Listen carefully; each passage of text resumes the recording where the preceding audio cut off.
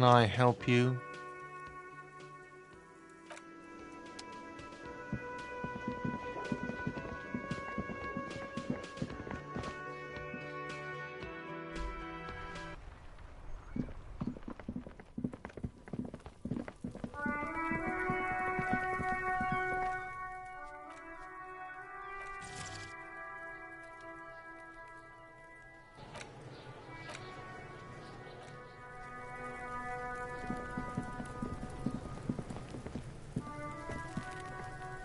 This trash container is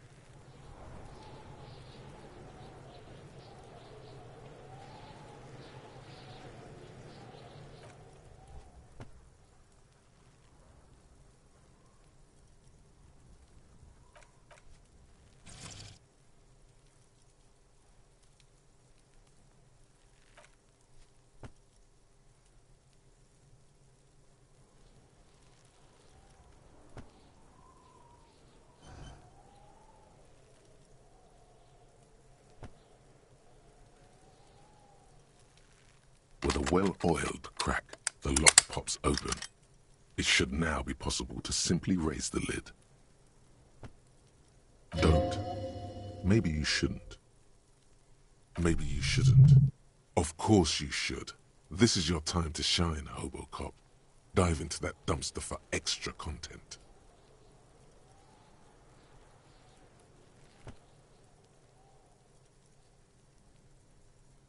The smell of rotten food rises to greet you. You see soggy cartons, dirty rags, and organic waste.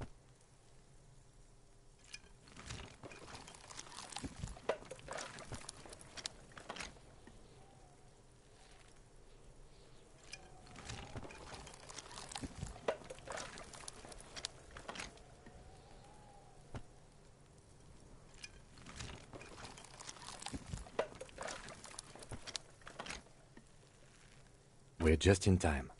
This hasn't been emptied for over a week.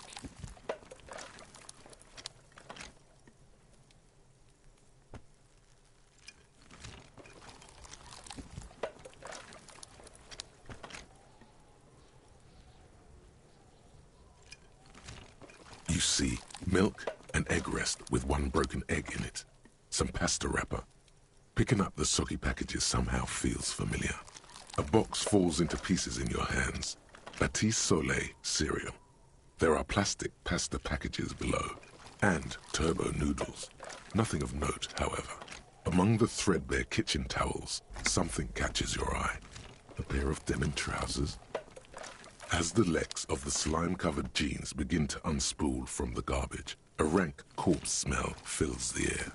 The victim's clothes? Cadaverine odor is faint. If these belong to the deceased, they were removed when he was still in the early stages of decay. Drop them in here, officer. Guitar-marked blue jeans. Pockets empty or emptied. He wore them with a belt, too. A white belt. The loops appear stretched, but the belt is missing. That's it. Do you see anything else in there? I have another bag here. Something slimy catches your eye. A drab, long-sleeved shirt, olive-colored, appears from the food waste, dripping with pus. This is a military-type overgarment. No label or serial number. This is the kind of rib-knit shirt that's worn over light armor to conceal it in an urban scenario. Anything more? The rest of the rags are just kitchen variety waste. Just garbage. All right. We should go to Gart again and ask if he knows who put the clothes in the trash. It could be as simple as someone from the hostel cleaning the yard. Or that one. I'd advise against confronting that force.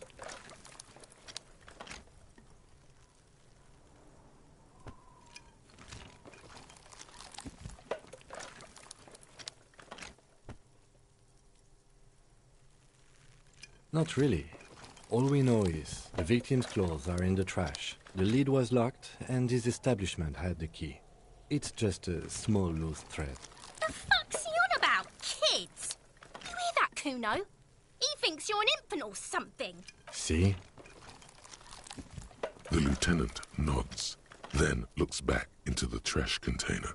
It's just organic waste, cold and slimy on your hands. Apple and potato peels, mostly.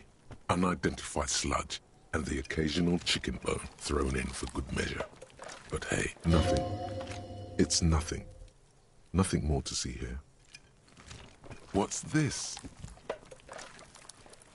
A blue piece of plastic sticks out from the apple peels. It's shiny.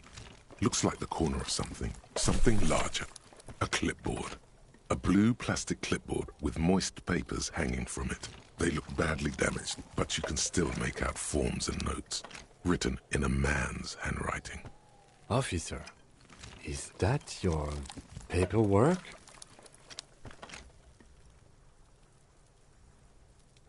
It is. Look, the plastic has the RCM street grid on it. You've even got an autopsy form in there.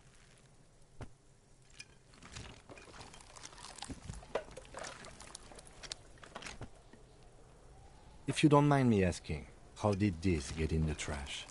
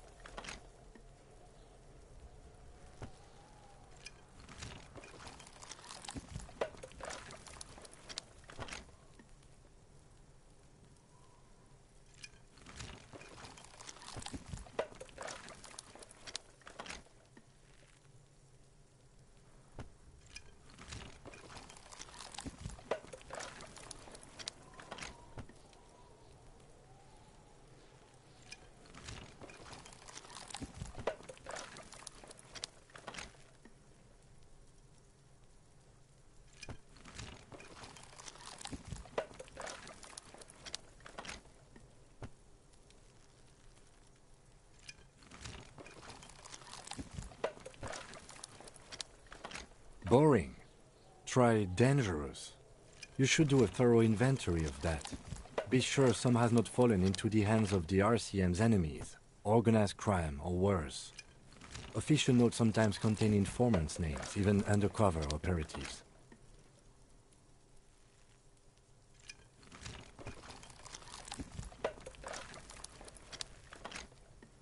It would also not hurt to start taking notes on the case. Now, tell me what your eagle eyes see. Or are we finished?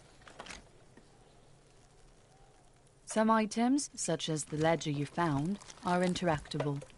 Go to your inventory and select the Interact tab to read your paperwork.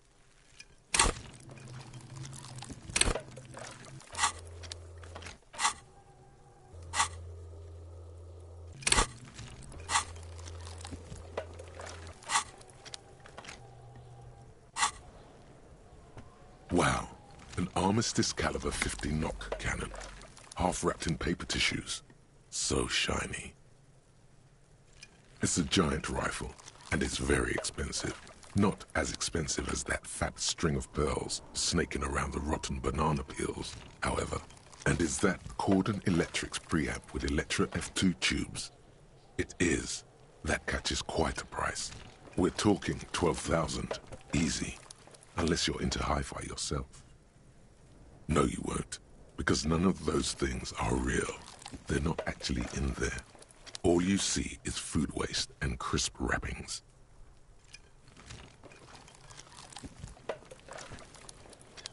All you see is a broken mug with a racist depiction of the yellow man frolicking in saffron. Only in its social sensibility. You've acquired an interactable item. Investigate this item. The container sounds a muffled gong. That's one thing off the list. I think we got it all. The smell of rotten food rises to greet you. You see soggy cartons, dirty rags, and organic waste. The container sounds a muffled gong.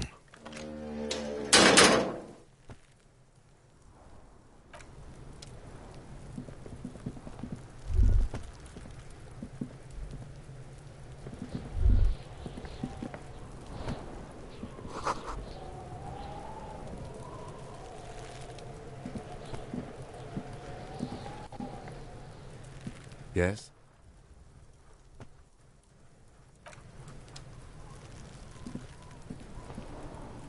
Kuno's got this.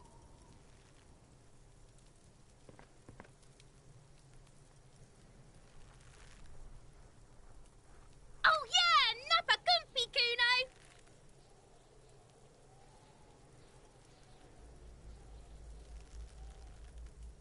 Right in the dick, Kuno! Get him right in the dick! Love it in the dick. The boy is sweating profusely.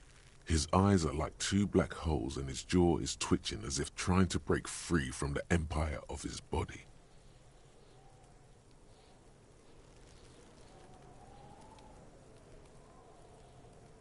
The kid is obviously high.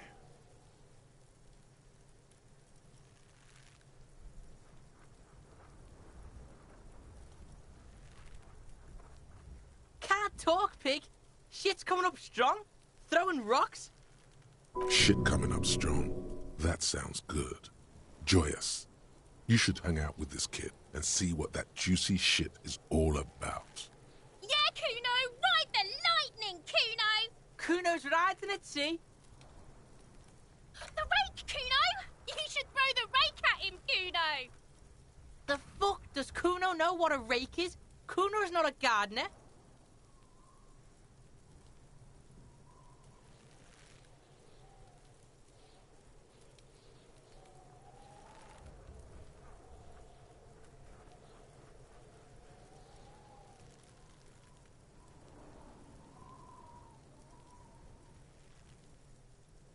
The fuck are you talking about? He's calling us Kuno! He says we're fucking each other!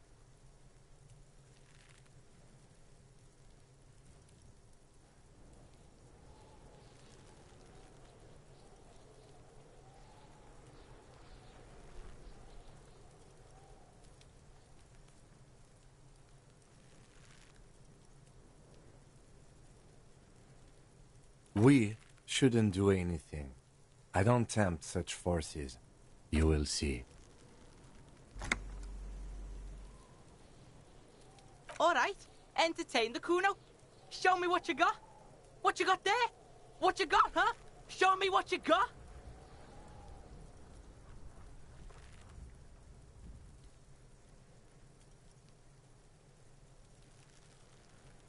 Kuno's Kuno, pig.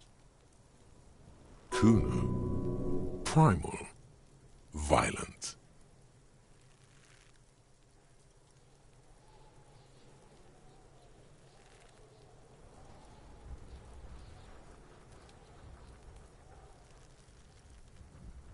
The fuck are you calling a third person? Kuno's the fucking first person? He looks slightly confused, but proud he came up with that retort. But right as he's getting distracted, you hear a malevolent hiss from behind the fence. Watch out, Kuno! He's trying to fiddle you! He's gonna put his hands on you!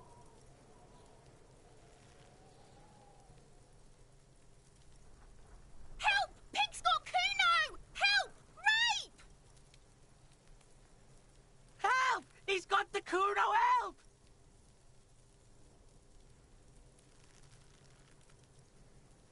Help! He's digging his dick out! Escalate, Kuno! His dick is out! You're afraid! Pigs in in, Kuno! Somebody, please!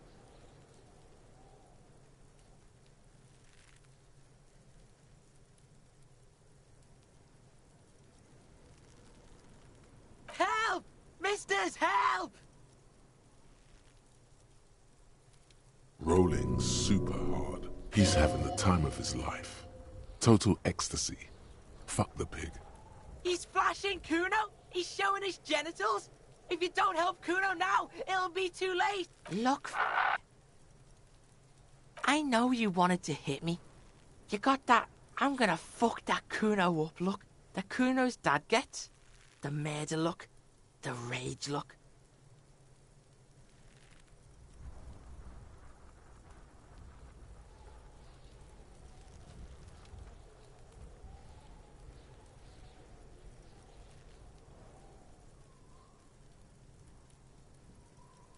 I know what you thought. I'm gonna fuck that Kuno up. You're nothing.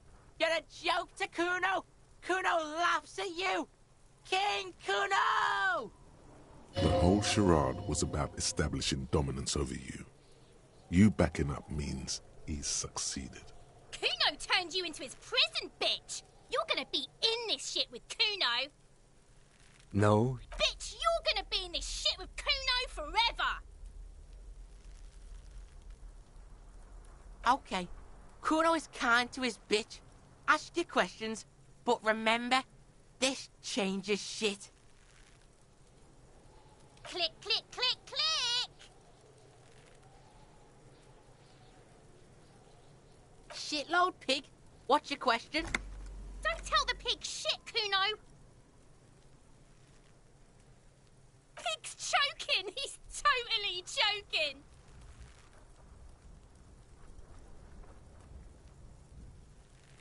if I were to want to waste my time, which I do not, I would ask them who he is, how he got there, and the usual. You have no idea what the usual is. Just ask whatever comes to mind. Just a couple of pigs sniffing around in the dirt. That seems pretty fucking suspicious to Kuno. Yeah, you tell the faggoty, Kuno! Kuno's fuck imp. Kuno uses the fuck imp for... End of conversation. Very Probably climbed. Kuno was busy down the road when that shit went down. You heard Kuno. Kuno wasn't even in Martinez. Kuno wasn't in Revachol. Kuno wasn't regional. I don't know. Some fucking... Mesk or I don't know. Some other place. Night City. Kuno was in fucking Night City. Yeah. Kuno didn't smoke him if that's what you mean.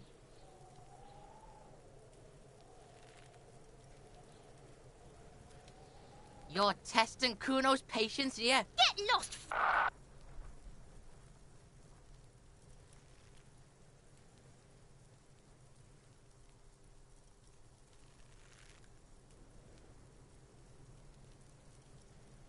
Kuno doesn't fucking care.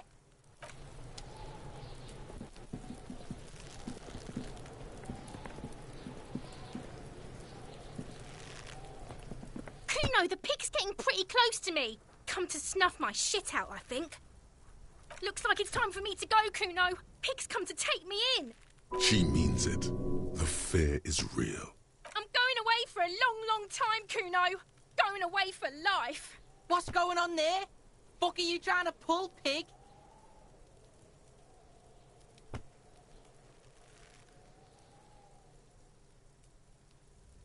You don't want to fuck with me. I got my hands bloody. I'm not here, pig. You're not seeing this. You can still see the top of her hat from behind the fence.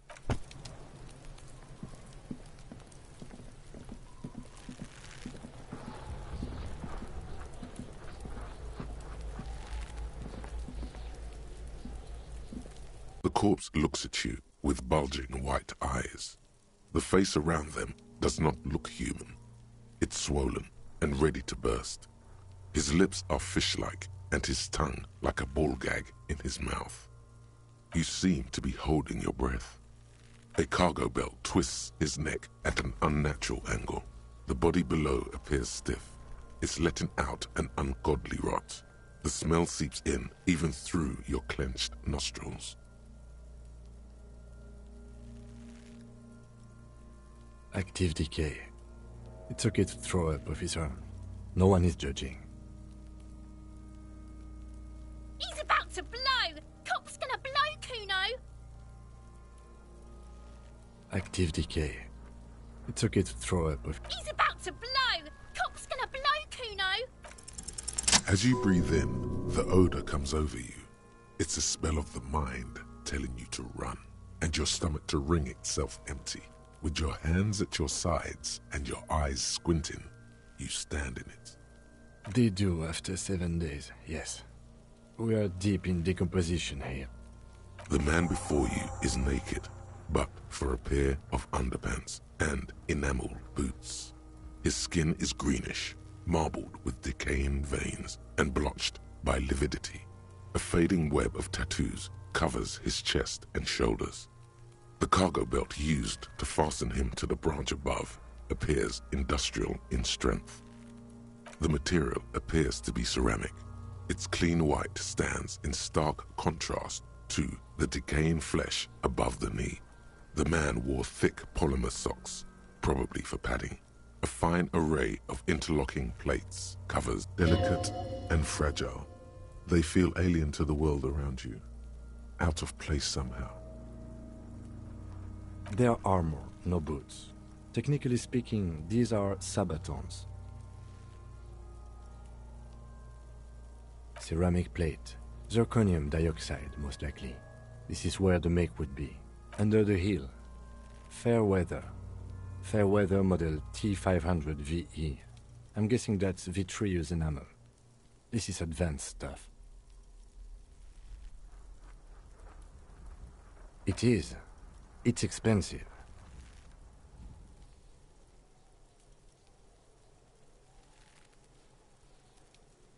We've requested similar material for our tactical units for years now. The constabularies deemed it too costly.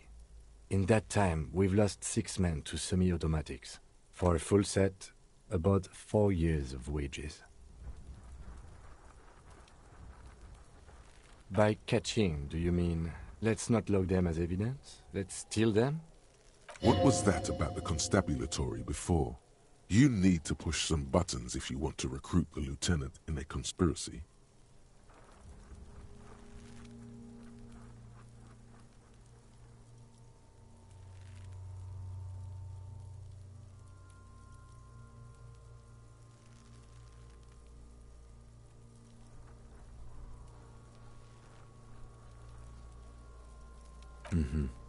It means disciplinary hearing.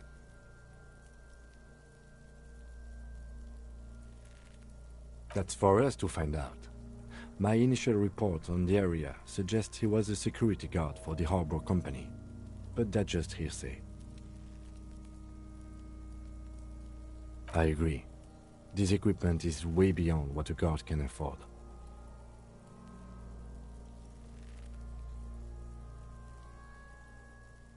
The locals probably scavenged it.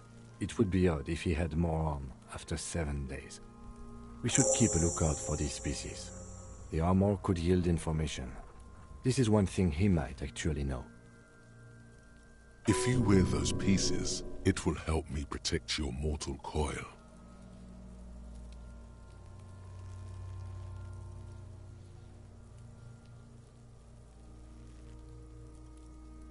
Yes, bullets will fly. They always do. And the coil is fleshy and mush and permeable. Cast it in ceramic shell. Resist death. The sabatons dangle off the man's decaying form, ageless and synthetic. A small bell-like sound fills the air, like tapping on the side of a porcelain cup.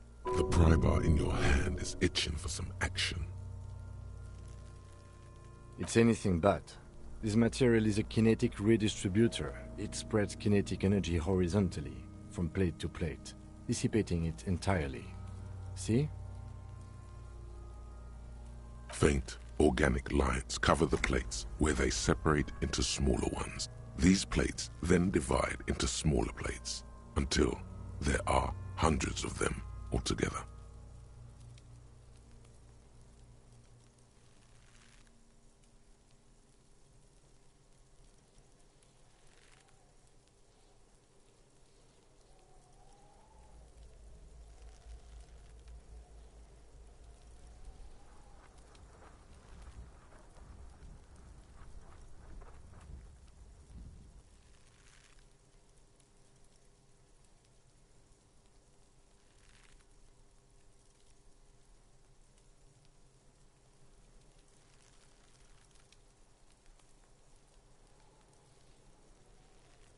Like the scales of some ancient white monster, cracked and pearly.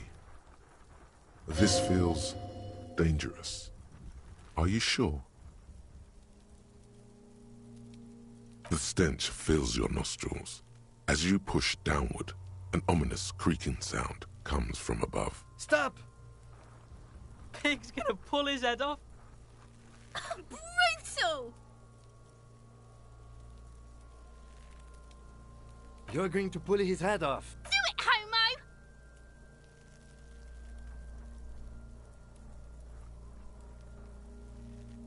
Stop obsessing about your sexuality, officer. You are about to seriously compromise the coroner's case. What are you trying to achieve anyway? Why are you hanging on to that boot?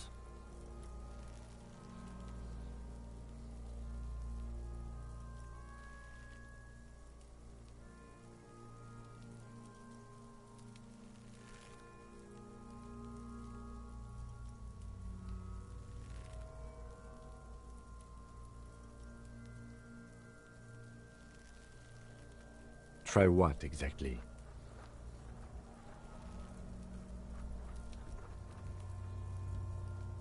I don't think we should do anything just for the hell of it.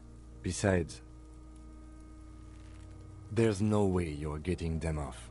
All the organic matter in his body has been flowing down into the boots. They are fused to his feet now. Why do you think the locals haven't scavenged them yet? There might still be a way to peel them off, but first the body needs to be down. And second, it would probably be better if the lieutenant wasn't around.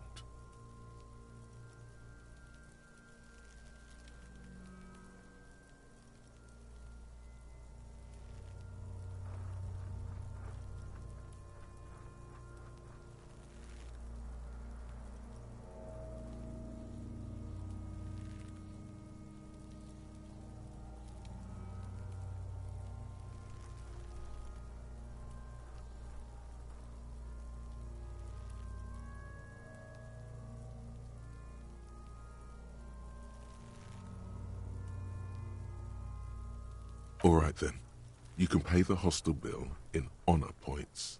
How many honor points have you collected?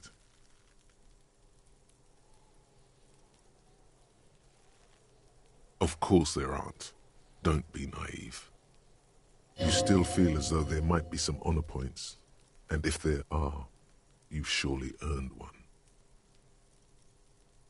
Processing will take care of them. With the situation in the morgue, it will yield nothing. But we must pick our fights. Should we continue? The cadaver slowly twists on the cargo belt, his torso covered in tattoos. The hangman's knot is pulled tight by the weight of the corpse below. Yellow, hard-edged polyester cuts into his neck. Above, a sliding buckle ties the belt to the branch. Oh my, there's something on the belt. A familiar word that speaks to the thirst within you. Vermilion, in yellow letters, along the length of the twisting cargo belt. Only a deep longing for vermilion golden spirits lets you decipher the fading logo of the local brewery. Extremely. Industrial strength, the kind used for tying cargo to lorries. Like in a circus, when the circus leaves town and they tie a black-spotted giraffe to the wall of a carry pen.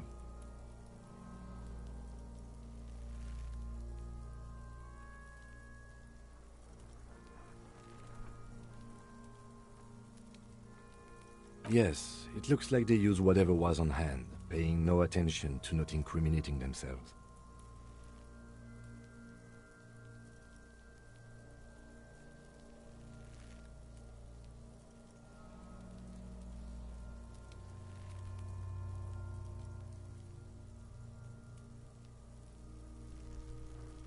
A noose is one of those things that's easier to use one way around. I think they lassoed the branch, then pulled on the belt, buckle closes. It's what I would do.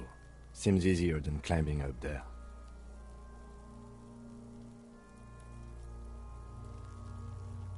The brief suggested as much, politically motivated by the ongoing strike. Did you not get a briefing?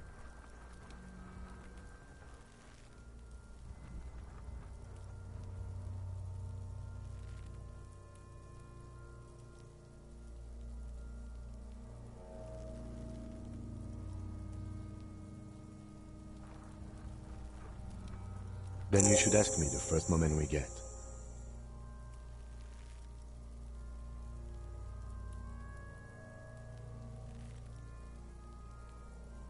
It's not merely polyester, it's steel reinforced. See these lines? This is where the wires run.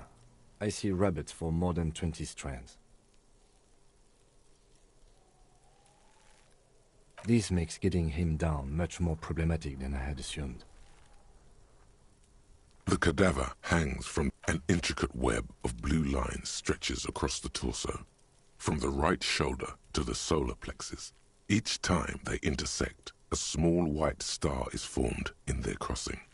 Hundreds of fading asterisks riddle his skin. Their concentration is highest around his heart. His corpse is marked by stars. Alcohol and heartbreak. Your fist clenches suddenly.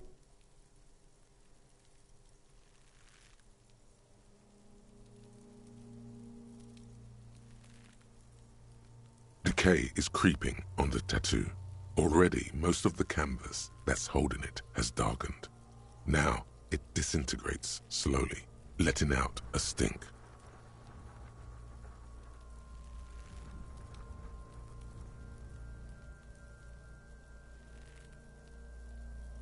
I have only a cursive knowledge of the science of cybernetics. I would not know if it were.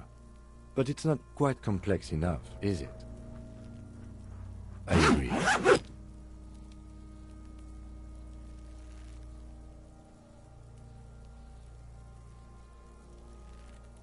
He takes a thin piece of milled aluminium from his coat pocket and pulls it open. Sounds like a sword being unsheathed. A small lens appears. Some sort of camera.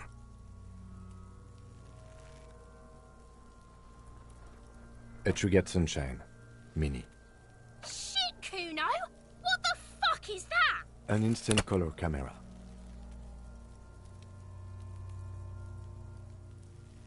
This is the first time he openly acknowledges the kid's existence.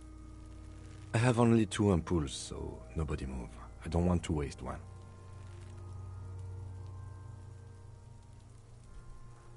A sound, a shrill flash, followed by the breaking of a small ampoule of glass. You see streams of color pour onto the thick, glossy piece of paper, rolling out. In case we need it.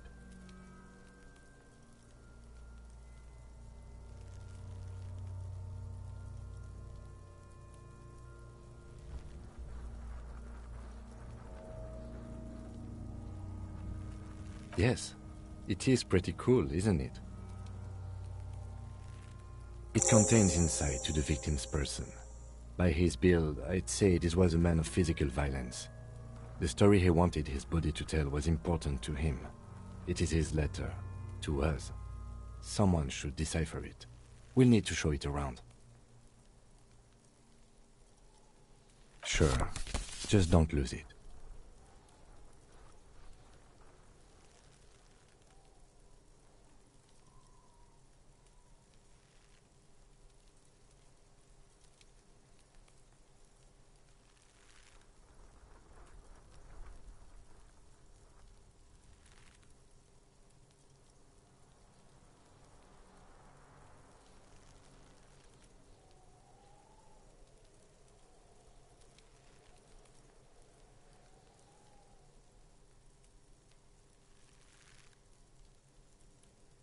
glassy-eyed corpse looks by, his mouth mute and his skin as colorful as the chemical rainbow on the photo paper, teeming with opportunistic organisms.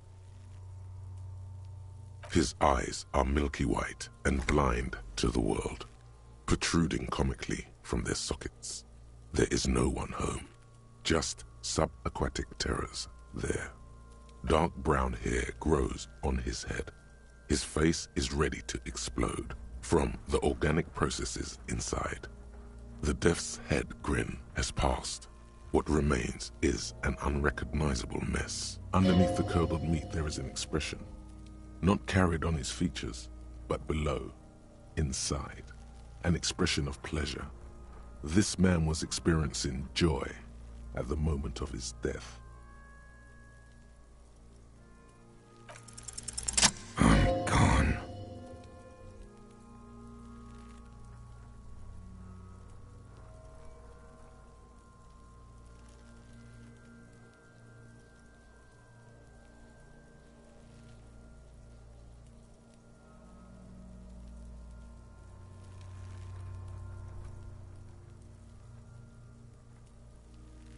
I'm a joke.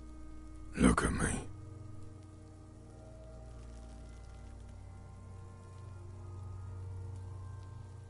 There is nothing funny about jokes either. A killer, a motherfucker, and a killer. Takes one to know one.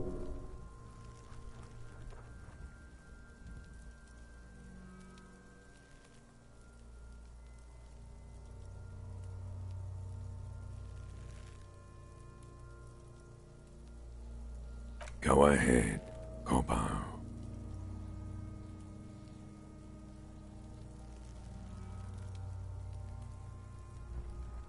What do you mean? It's the power of your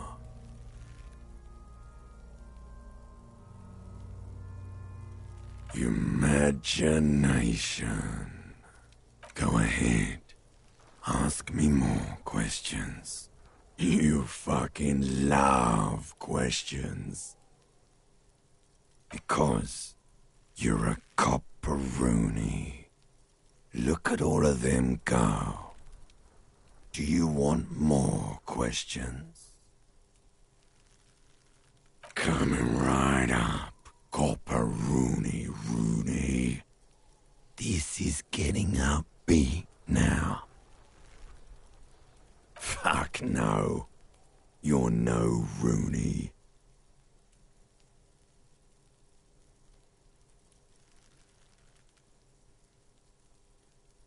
No, you don't. Between you and me, your name is probably Harry.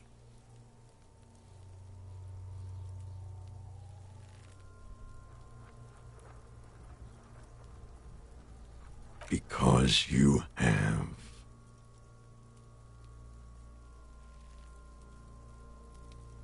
Into the wild pale yonder. In the past, way out in the west.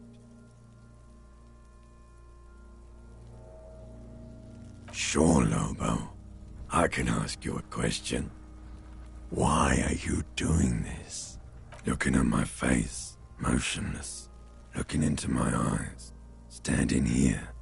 Why are you investigating my murder?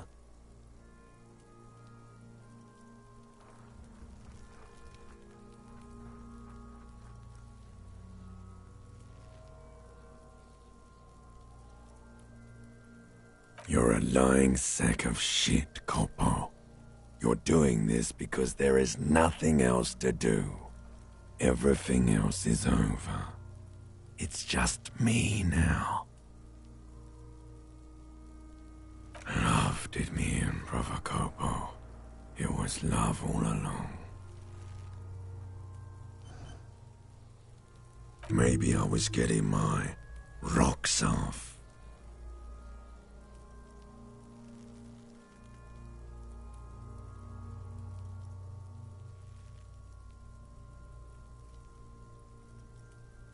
Do I look like an erotic auto-asphyxiation type to you?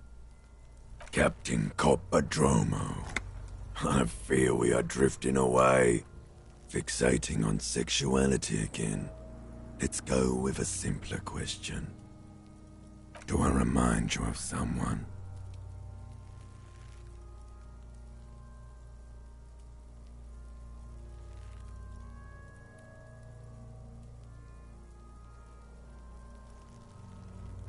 No, not quite. Be fair now. There you go. Look at that bright kid. We're birds of a feather, you and I. Soon you will be just like me. Just keep drinking and having a good time. It's a matter of weeks. Feeling nausea, vomiting, tenderness or pain around the liver area, tiny red lines on the skin above waist level, more like days, Coppo. The clock is ticking. Your liver tells you so.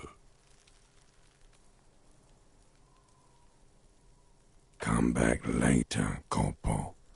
Amuse yourself with my frank manners and my memento mori features. If possible, also, see me in your dreams.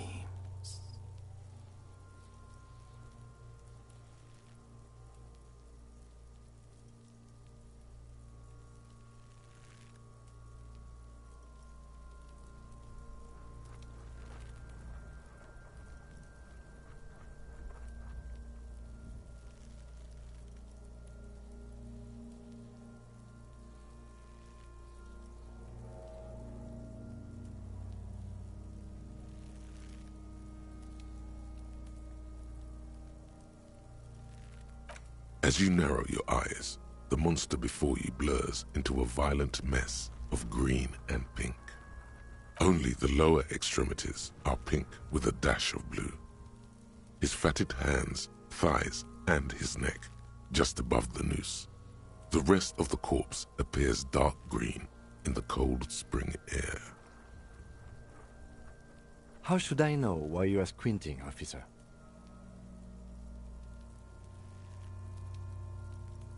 Oh. You are trying to assess lividity. The monster comes back into focus, an explosion of color, coursing with dark marbled veins. His stomach appears pregnant with something.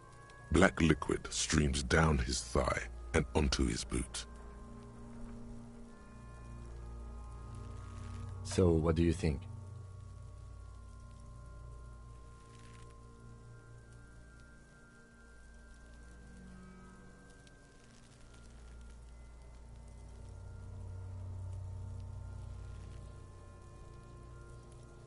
I agree. There are crow's feet in his eyes. He's laughing silently. Totally dead.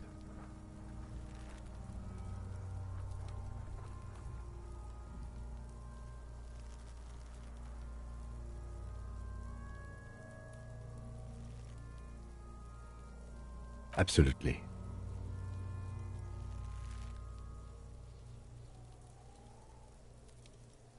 A pool of blood and feces has eaten into the frozen mud below the man's feet. Purge liquid is dripping into it, drop by drop. The victim appears to have contained no more than half a kilogram of digestion at the time of death. The fuck he's saying?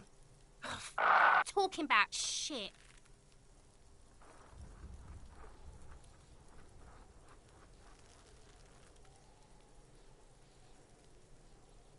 Malicious laughter erupts in the yard.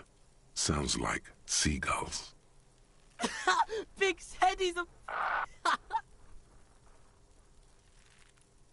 The lieutenant's face is made of stone.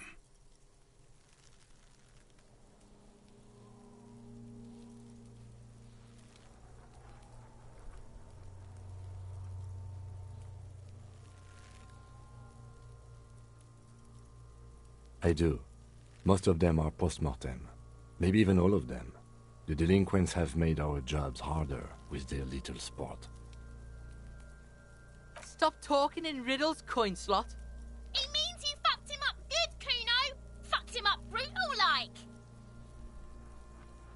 I think he was upright immediately after death. Blood has gathered in his hands and feet, and his neck. The noose acted like a tourniquet, keeping the blood in his head.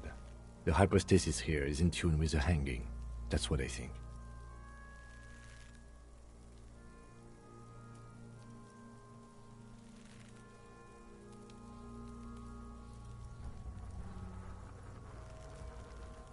Yes, there's always a chance we are wrong. We should check for ligament marks on his neck to see if they're in tune with the belt. We'll have to get him down first. But there is no breath to catch. Only the cadaver filling the air. Are you sure we finished the preliminary examination of the cadaver? We might miss some of these things once he's down. The cadaver slowly twists on the cargo belt, his torso covered in tattoos, and extremities blotched pink and blue. Of course. You have questions, don't you? The power of... Come back later, cop. The steel-reinforced belt presents a unique challenge. I brought chain cutters, but I don't see a good angle of approach to the belt. The cadaver is a good 1.2 meters up. Neither one of us can reach the belt without assistance. And even if we do, there's the question of cutting it.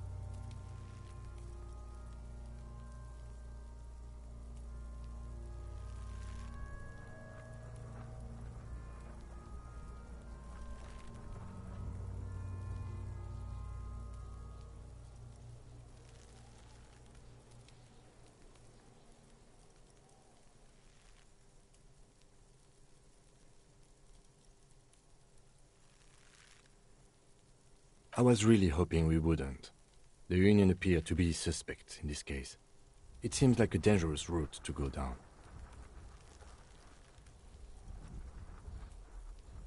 Confirmed. It's unsafe.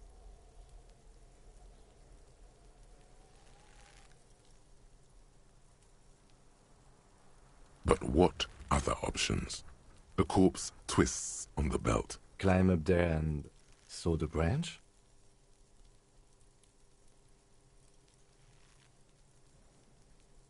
I don't trust that ladder. The assailants didn't use it. It's rotten and less sturdy than it looks. And I don't see another good way up there. Honestly, I prefer a non-acrobatic solution to this.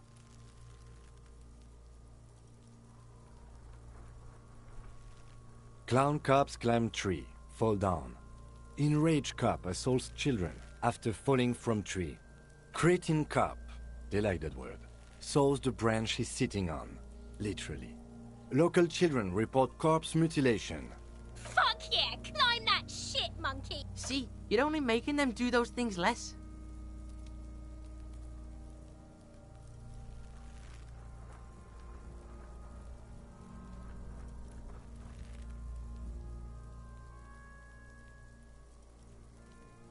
What I'm proposing is, we save acrobatic tricks as the last resort, after we've tried everything else.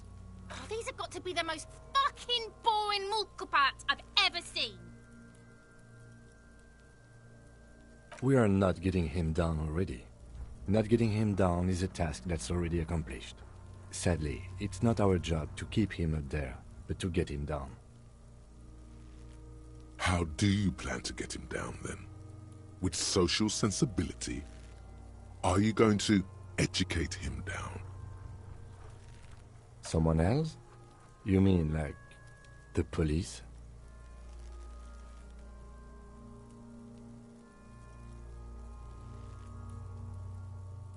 Someone like a paid garbage man? Or a cleaning crew? I have bad news for you. That is a detective. I know it's hard, but I assure you, the others won't come to help us. And we have a growing sanitary concern here. We need to get him down, fast. Yeah! Bang bang time, pig! Shoot his head off! How?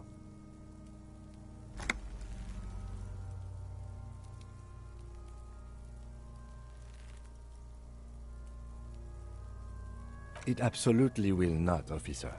That's not how physics work. It will maybe cut one thread loose. Yeah, now we're talking. Entertain a Kuno with some shit. They'll miss! The pigs will miss Kuno. The lieutenant is undecided. On one hand, he wants to shoot some gun. On the other, it's an awfully stupid idea.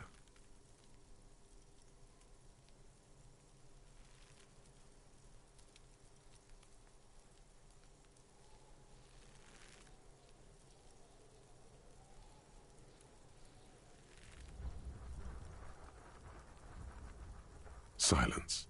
With his elbow sharp, the lieutenant unzips his jacket and produces a lightweight firearm. He drops a paper cartridge in the barrel, separates the scouring stick, and gives the cartridge 5 tucks. He then steps back and assumes the fellow's desk position, taking aim. The corner of his eye twitches. His finger is on the trigger. He's gonna fucking miss! The kid's voice is drowned in a shrill blast that echoes off the walls of the surrounding tenements. A cloud of smoke slowly parts in the air as the lieutenant steps back and says to himself, God damn it. he feels bad about it. About his eyes mostly. Just having bad eyesight. Probably from a young age.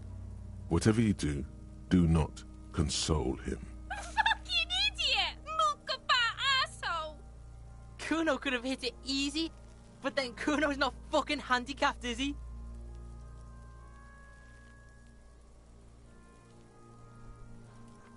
No, we are lucky as it is. We didn't break anything, and the victim remains uncompromised. Any more mistakes could put us in an unfortunate position with the locals.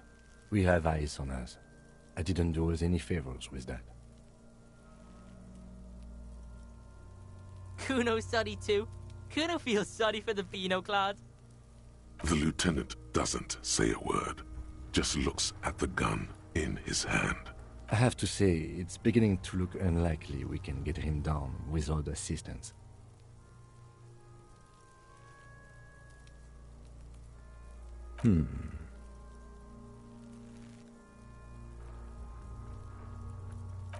Yes, we do.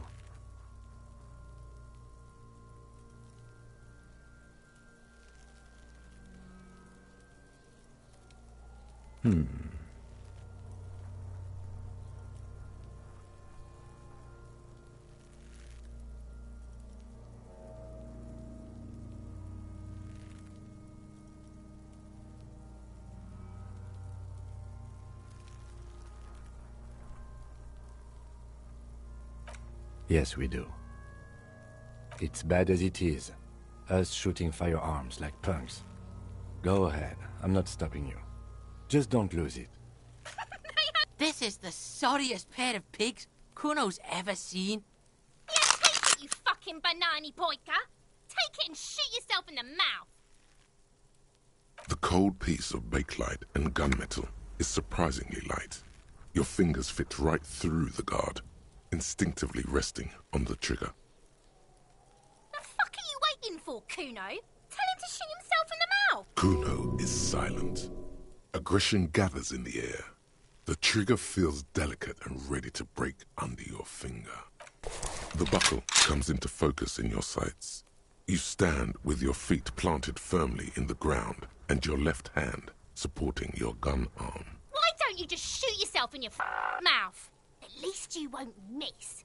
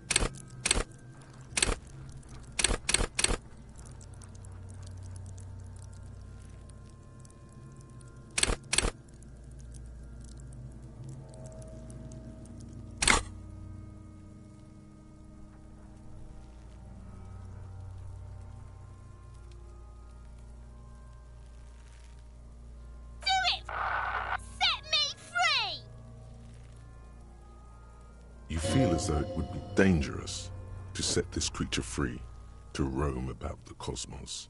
Don't. Do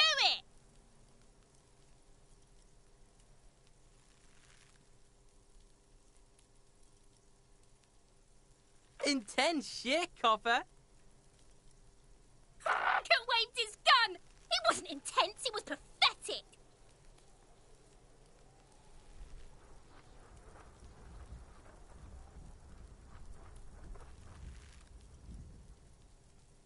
Your field of view narrows. The branch slowly moves, becoming entirely two-dimensional. The metal buckle glimmers, catching the noon light as the corpse slowly rotates. Look, he's crying! You gonna cry now, fucking faggoty?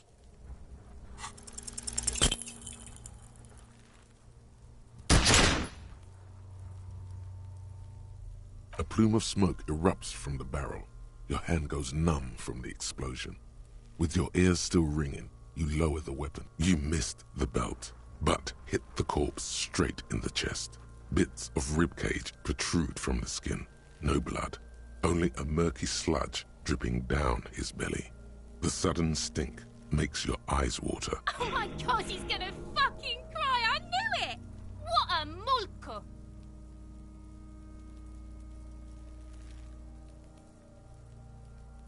I agree. Police work is overrated. It is trying and stressful.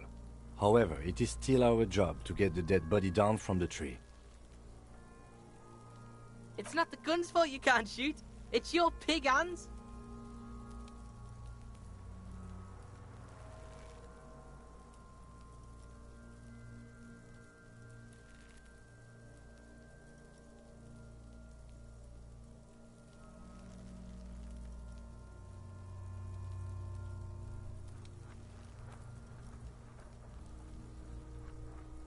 Pigs don't have hands, they have, like, fucking hooves or something. Kuno has hands. Kuno can shoot that shit down for you.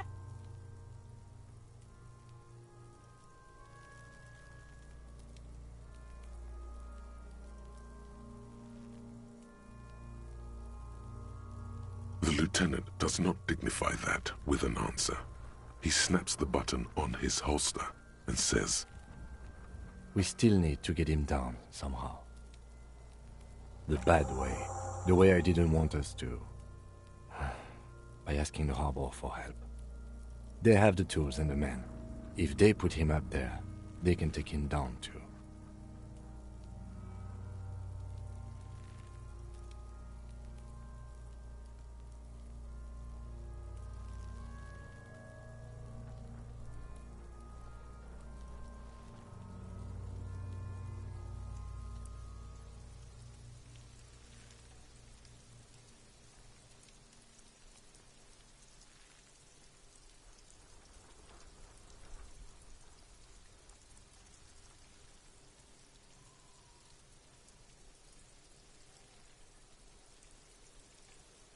From the gates, by negotiating or fighting. I'm unenthusiastic about fighting. Or we can try to find some secret third path. It's unlikely though. To the gates. Let's fight, I say. To ask the suspect for help with the victim's body? To be indebted to Evrard Clare? Very much, yes. Which is why I would have preferred us. Clearly we... Suck my dick, bitches! The leader of the Union. A dangerous and corrupt man, from what I hear. You don't want to owe him much. Yeah? Don't go being someone else's bitches. You're Kuno's bitches.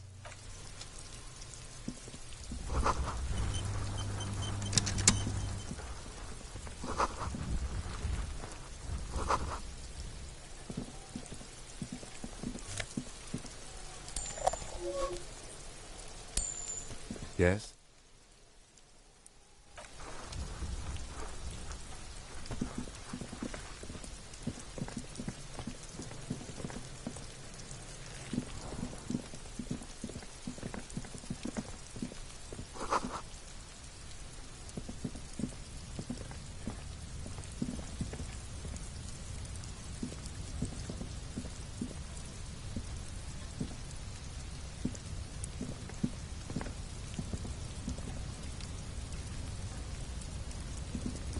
inconspicuous pile of the roofing material, Eternite.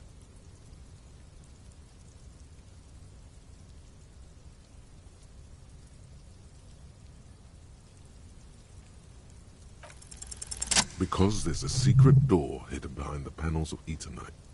That's why they're too orderly. There it is. You see a shabby little door.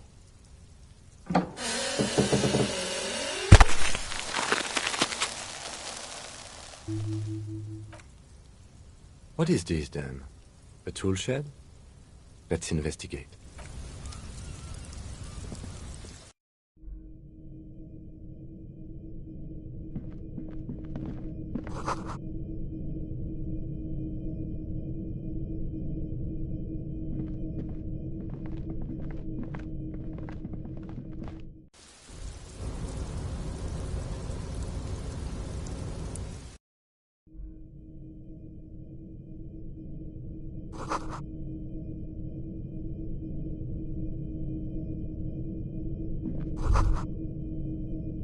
Be still, my beating heart. It's amphetamine, sweet amphetamine. The lieutenant isn't studying the powder in the mirror. He's studying you.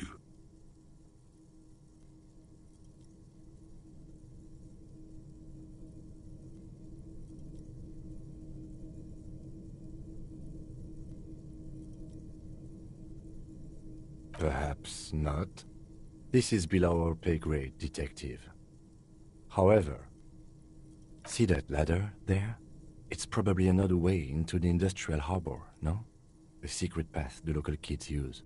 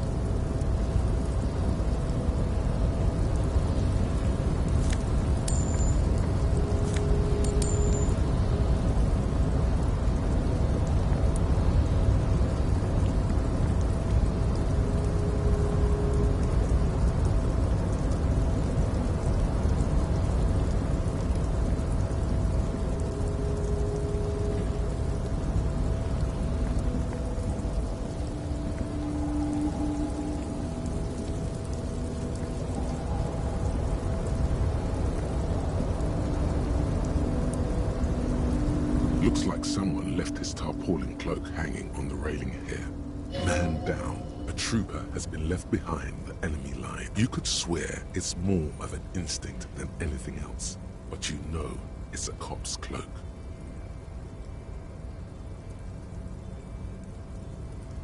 Yes, it's probably yours. It bears the RCM insignia, and you have a habit of being careless with your equipment. You could probably make the jump. You look like you've done some track and field in your day.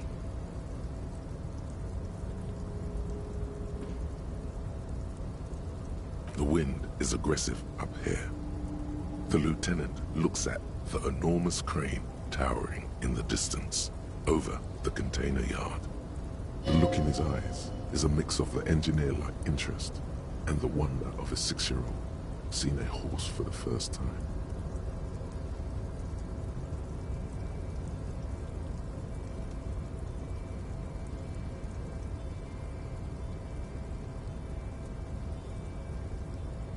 His eyes trace the crane's contour, as if trying to memorize its majestic shape. Then he notices your gaze. Yes. We were in the middle of something. Your cloak.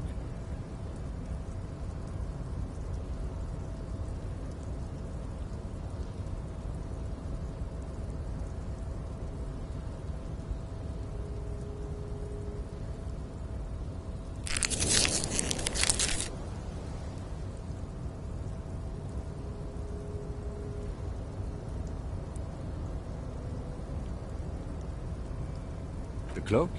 I do think it's yours, yes. As to whether you should go for it? Well, it doesn't seem too dangerous. 2 meter stops. Whenever you're ready to do it, I'll be right behind you.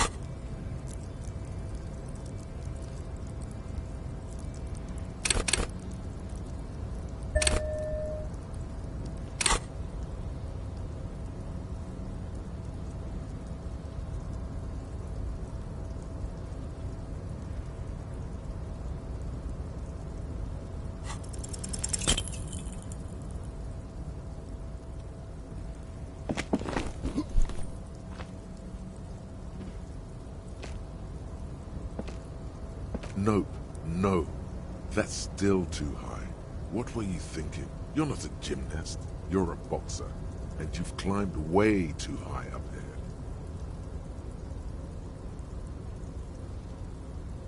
Sure. Just be careful, okay? Looks like you almost strained a muscle there. I was under the assumption we could ask the leader of this union to help us get this body down. This is why we're here, right?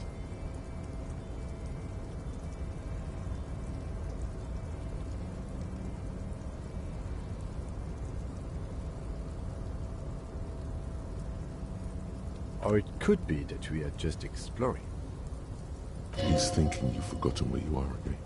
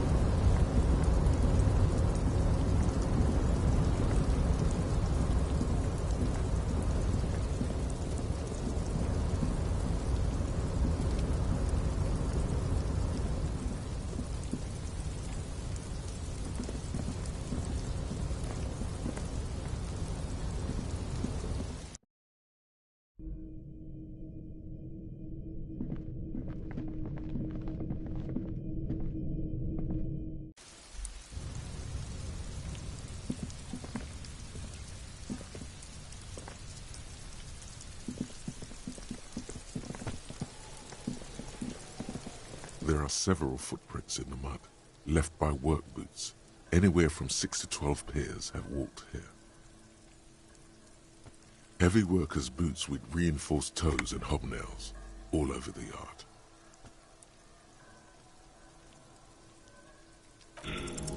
What do you think you are?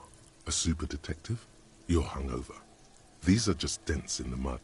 No pattern emerges for the time being.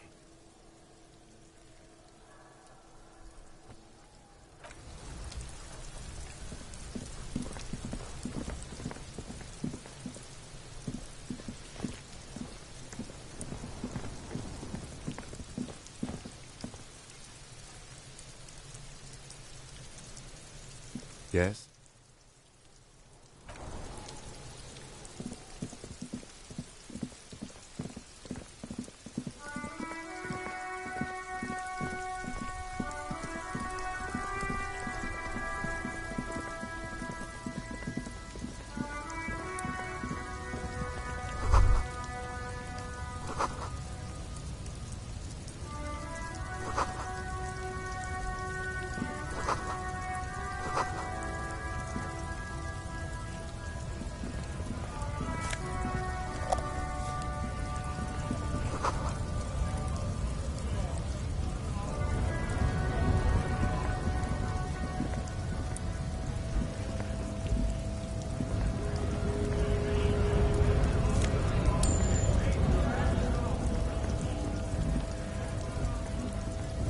Welcome to Revachol.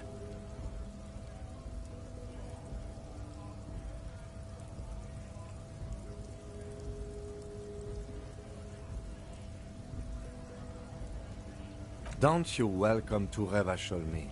My grandfather came here from a 3,000-year-old racist isolationist culture, while your ancestors came to this island a mere 300 years ago. Every school of thought and government has failed in the city, but I love it nonetheless. It belongs to me as much as it belongs to you.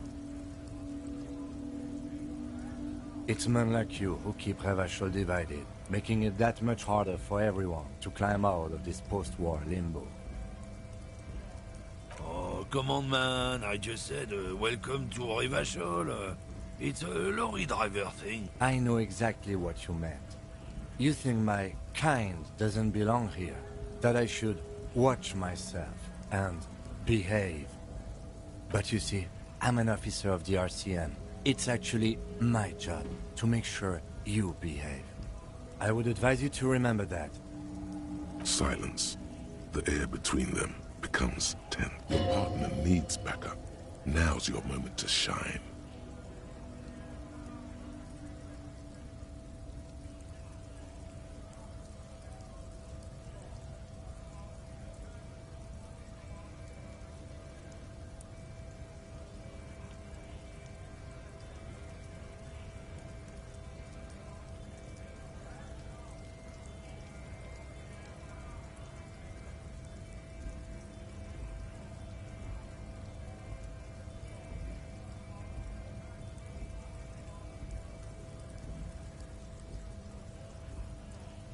Whatever you say, officers.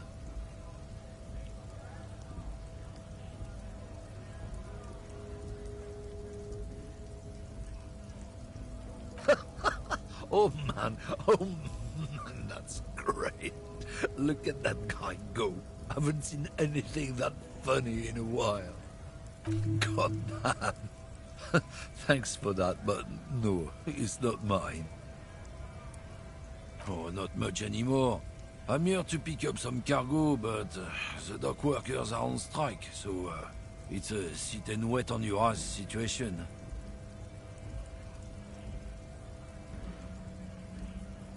Apples? Yeah, apples? I take it you had other questions? He's given you the runaround. Let's be honest, you were bested. Oh, not much anymore. The strike? They've been at it for a while. A month, 2 months maybe. But this here is just the last week or so. Apples? Fine. He's given you the runaround. Let's be honest, you... It's about biological determinism, natural law, the sorting of the races. Not the most popular topic nowadays, with a coalition in charge and all. You might want to change the topic. Change the topic. The way he says it makes it almost sound like a threat.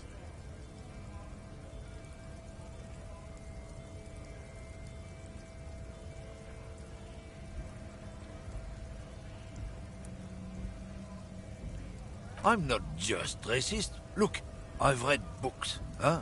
The science of racial theory has all been proved, even if some people don't want to accept it. People who've studied these things say that you and me are superior by design, So, naturally, we Occidentals should be in charge. Obviously, you can see the merits in that. Open your eyes. Haven't you noticed something different lately? An unfortunate downturn, maybe? Huh? When members of the superior race cease to believe in their innate superiority, they stop competing for resources.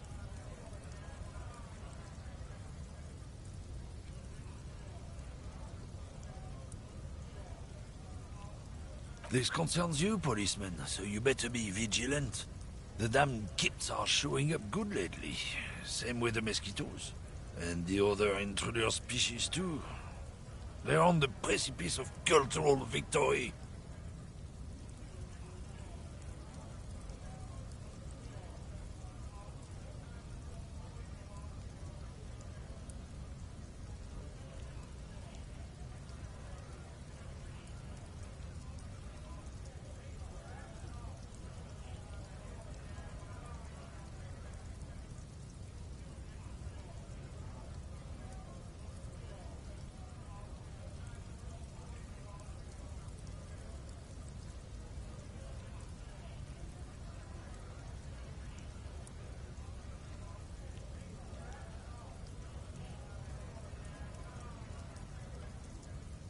Oh?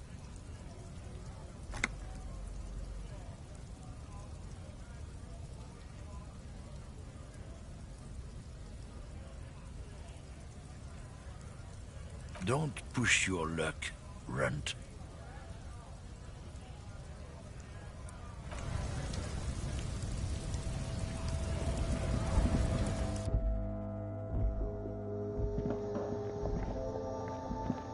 The tear machine stands in the corner. A sign says, 1 bottle equals 10 cents. Oh, that's the tear machine. It's a machine for tear. You know, you find tear outside, like bottles or whatever, and put it in the machine, then it gives you money. You need a bag, I guess. We used to have some, but we gave them all out, so... Feel free to use it if you find a bag, though. I'm sure there are some out there. Somewhere. Oh, that's the tear machine.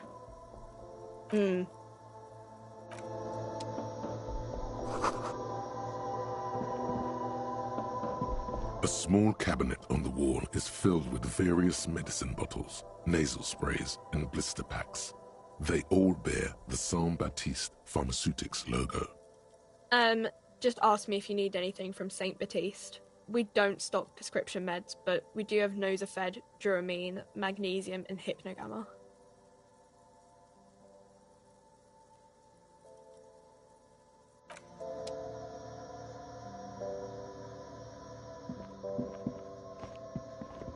A colourful there, in that dark green glass, all in vain. The great flowing river of warmth, wine, alcohol, beer, alcohol, love, Guess not, no.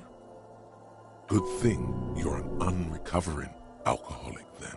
I'm obliged to inform you that both alcohol and cigarettes damage your health, but I guess you already know that. Know this, you will never finish your alcohol quest if you don't buy beautiful alcohol.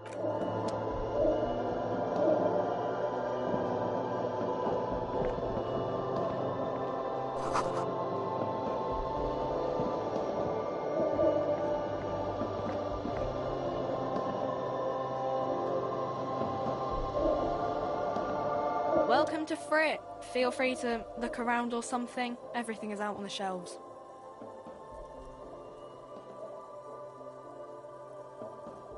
What's that magazine she's reading?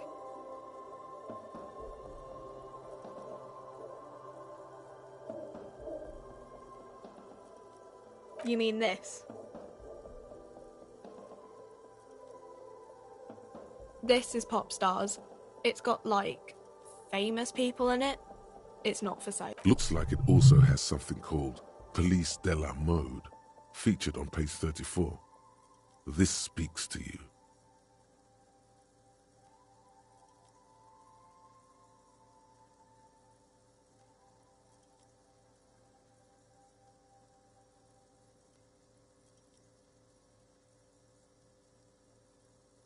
She pops her raspberry-flavored bubblegum and nods. The lieutenant frowns at you before turning to the clerk with an apologetic half-smile.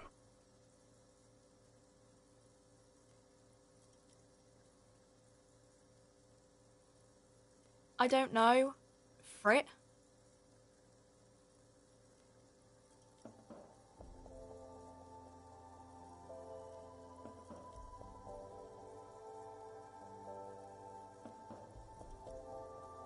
A 7 to 11 grocery store. I think they think that the extra tea makes it funkier. It doesn't. Okay. I'm not really supposed to be chatting to anyone, but...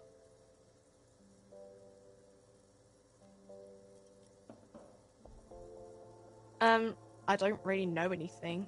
I mean, I know it's there, but I haven't seen it, so... Not really. No. I didn't know him at all. I don't know, really... long? I don't know. No need to worry. It's just standard procedure for us to ask around. If you hear anything... Okay. Uh-huh.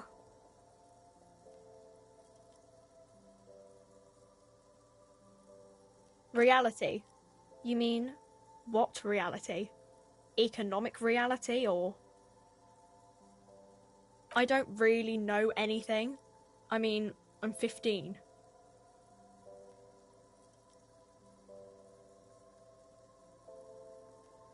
I don't know. What about it? When ordinary people take over the government and, demands democracy? Yeah, it happened like 50 years ago or so. Cool.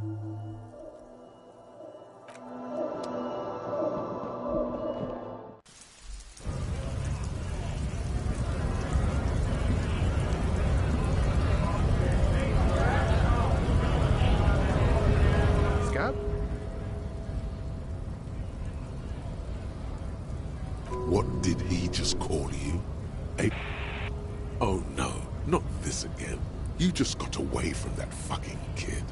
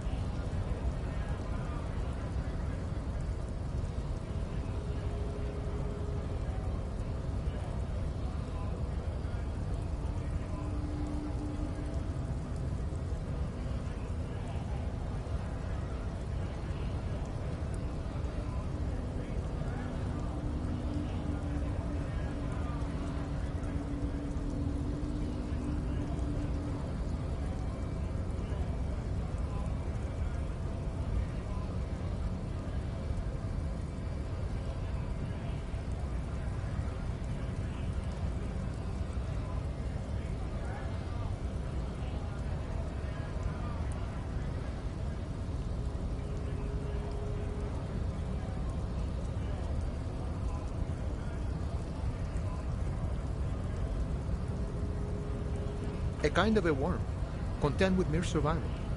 They come, they want to do our job for shittier pay, screwing over both themselves and us. Everybody loses.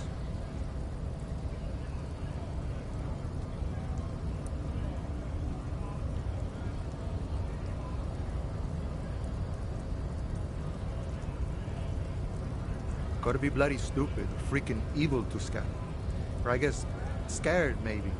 But scared of what? Of who? Personally, I'd rather beg than scam.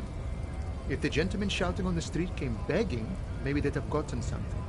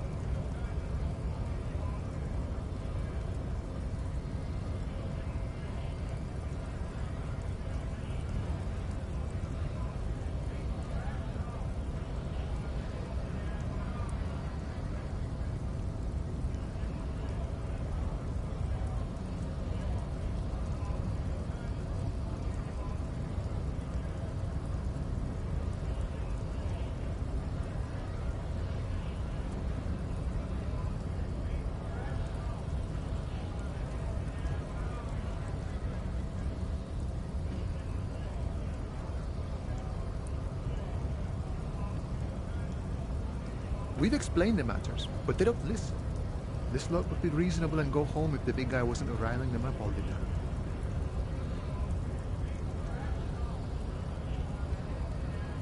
I was just messing with you. No one's ever seen a cop scab. Imagine, you cops going on a strike, but then another cop comes in and says, let us cop for less money. Speaking of, what brings the RCM here, to the wild north?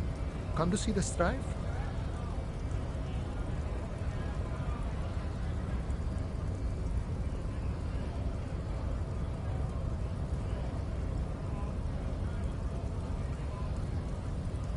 You know, serious business. I'm sure the big boss will be glad to tell you. You'll have to ask him first. He's a chatty guy. Wants to talk about the strike. Return once you've met the union boss and are on a better footing with the organization. Murder, huh? That sounds like a lot of hard work. You'd never see me investigating a murder.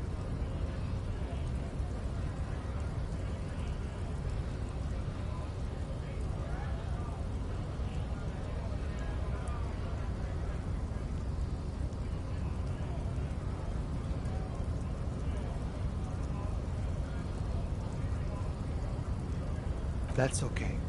I have no idea what I'm doing either. I don't even know what day it is. Don't tell me. It's a better day that way. Murder, huh? That sounds like a lot of hard work. You'd never... Of course, Policia. It wasn't me. You can rule me out. Easier that way.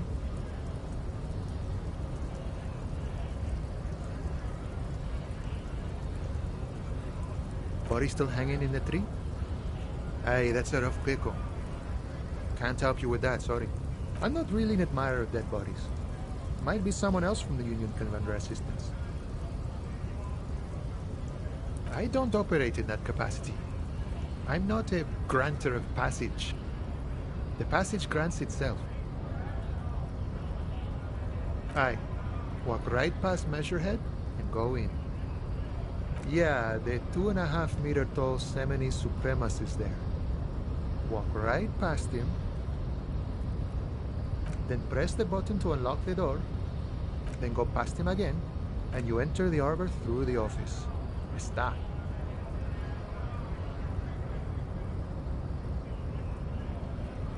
The man whispers a jaunty tune. A coastal breeze ruffles his hair.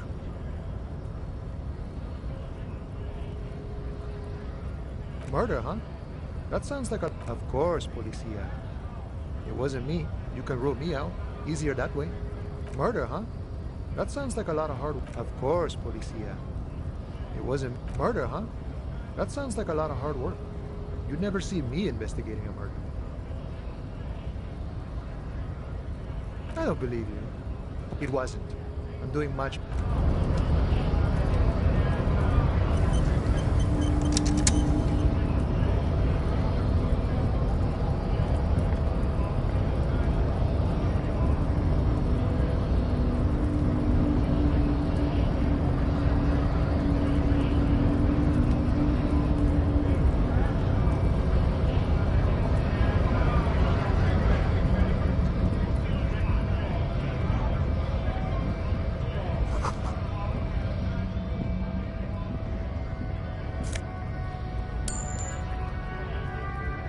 A lorry stuck in the traffic jam. This big, heavy Grad-made machine is well kept for such an old machine. The windows are clear. They've been recently washed. You can see a lorryman's cabin with personal belongings, stickers, insignia. The driver has adorned his space with a substantial collection of peculiar paraphernalia.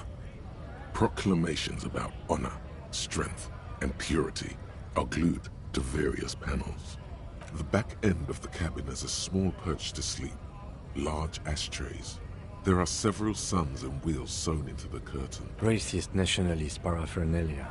Not unusual in this part of town. This is our guy.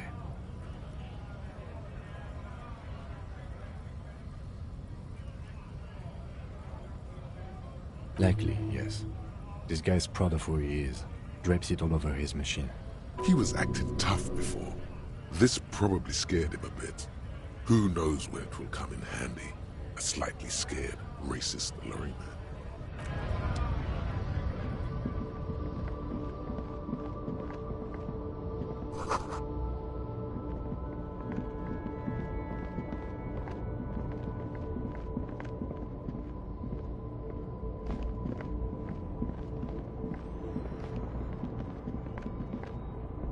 An old monument stands in the middle of the traffic island, pointing toward the sea. It looks as if it's been reassembled piece by piece, secured and mounted in the air with the aid of numerous ropes and rods. A silver plaque on the statue's pedestal reads, "I am Philip III, the Squanderer, the greatest of the Philippian kings of Revachol, son of Philip II, the opulent, father of Philip IV, the insane." What did he do? You have no idea what you did. High above you, the king stands triumphantly oblivious to your memory trouble.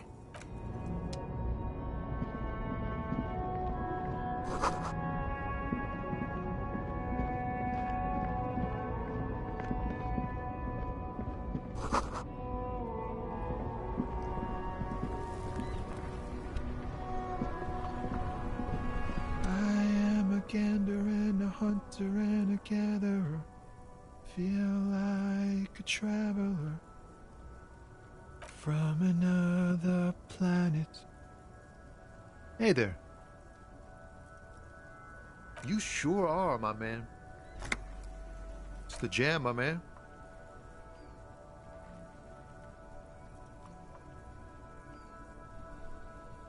It's a traffic jam for the ages. Harbor gates up the street are shut tight. No explanation given. Workers on strike, scabs agitating, an all-around clusterfuck. Meanwhile, we're all stuck here in long-haul limbo for days upon days upon days. Upon days. Yeah, exactly. Feels like forever. Like I was born on this here roundabout and this was all I ever knew.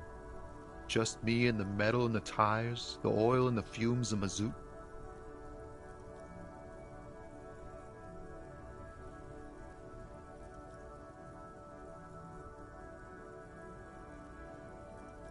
Yeah, imagine. It's been a whole week already. Behind the laugh, however, a touch of sorrow. So tell me, what do you need?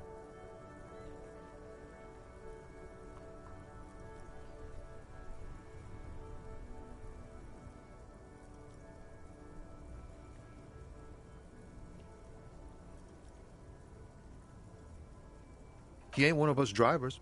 I know that. All accounted for. Otherwise, I haven't really asked about that. Been wasting time right here. Keep him busy. Analyzing the fundamental structural and psychological conditions of being stranded in the midst of a sea of motor lorries and their sad, despondent chauffeurs. A sense of surprise there ain't more bodies hanging from more trees.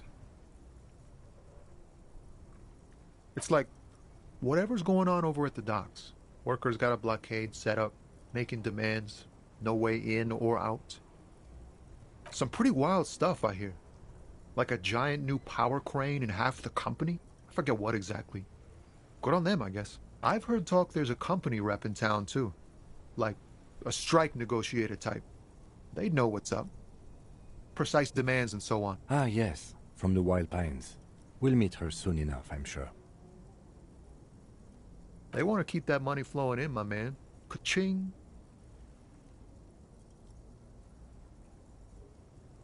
Anything else? Yeah, this ain't really my area of expertise. I just do my job and get paid. I have things to do and places to be. All of us do. Us lorry drivers. Camionneurs. You still hang around here waiting for this mess to end. Most have scurried off somewhere to get drunk or high. Or laid. Not that I blame them, really. Not my thing. Chasing transient pleasures is a drag these days. I prefer the examined life now. Thinking, reflecting, observing. What's better than chasing transient pleasures? The more transient, the better. When one's ended, you can get onto the next one. Oh, high-grade narcotics, illegal firearms, stuff like that. Time to arrest him.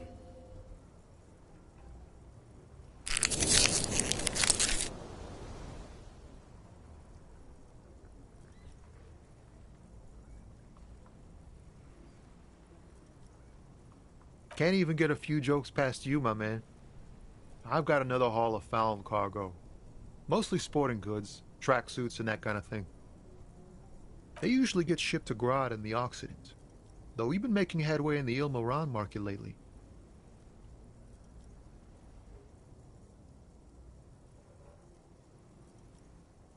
This rockin' beauty. Sure is, like a rash you can't get rid of. You interested in heavy-duty cargo machinery?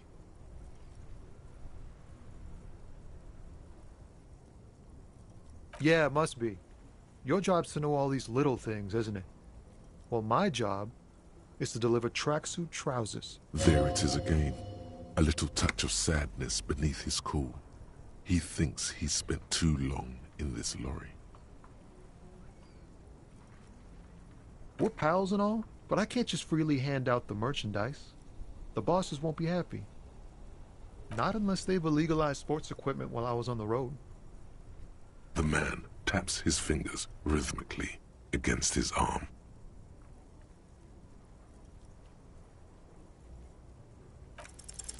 Ease into it. Don't go too far. This seems like a personal matter.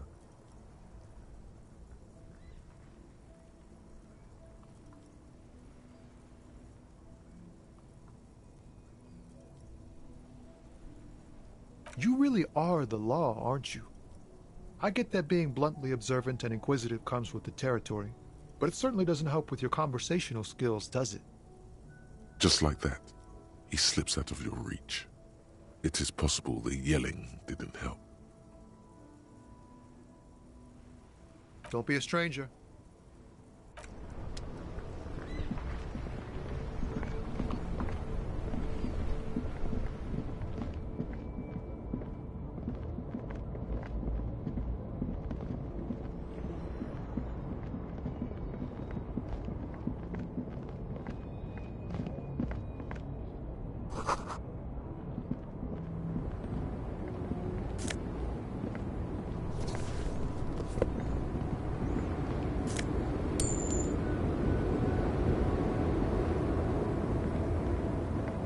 Small, wrinkled woman does not greet you. She nods along to something on her radio. A photograph is clutched in her hands, and there is a warm smile on her face. It's the warmth of a winter night's fire. Maybe she could give you comfort and shelter, some cigarettes and food money. Maybe she's your...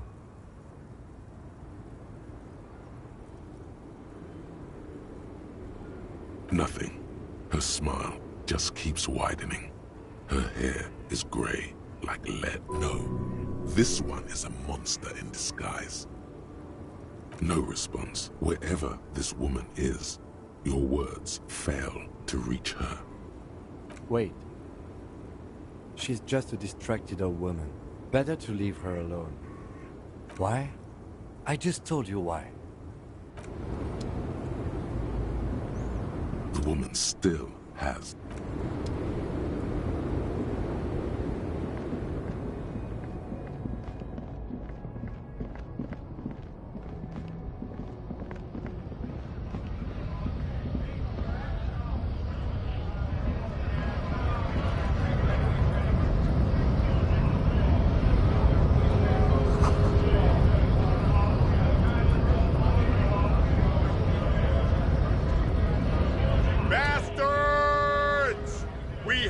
right to work.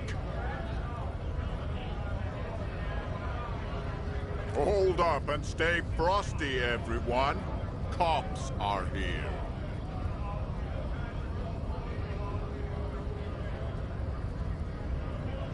You here to fuck with us? Beat the honest worker down. We're here to fight for a cause. Stripes usually have problems with people who have caused us.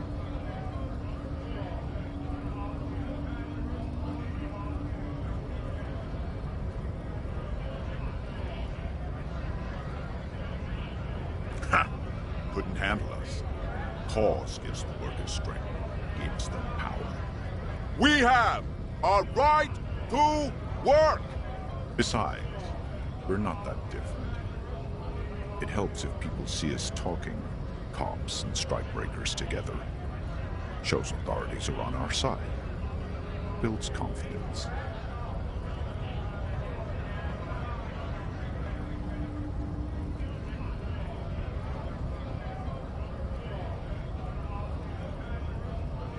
Rights of people, rights of workers, to have gainful employment, to make a salary, and feed their families. Might be time.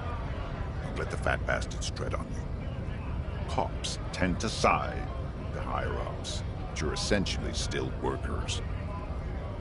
I don't trust cops, but I can see you understand the Right to work! Right to work! Maybe you should ask them the questions, like why we're not allowed to make a living here. Shame on you! We have families to feed, you piece of shit. So do we, Scott.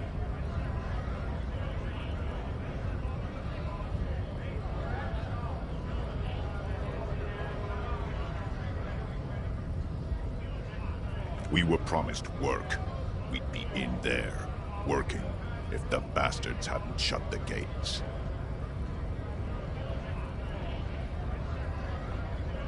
Main gate's locked. We'll take heavy ordnance to bust it open, and try to get in through the Secretary's office. Door's locked. The guard's blocking the way to the access panel. And I don't mean the scrawny mess punk either. I mean head measurer. Or whatever he is.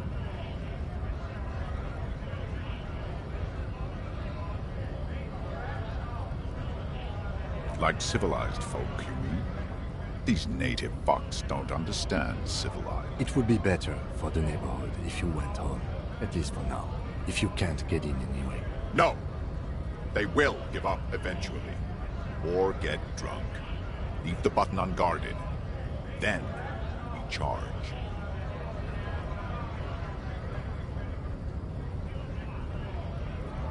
Honest men and women, with rights, to work, to be useful, not toys for corporate interests. We came here to help the harbor run smoothly in time of crisis. If Union fucks don't want work, they ought to let in those who do want work.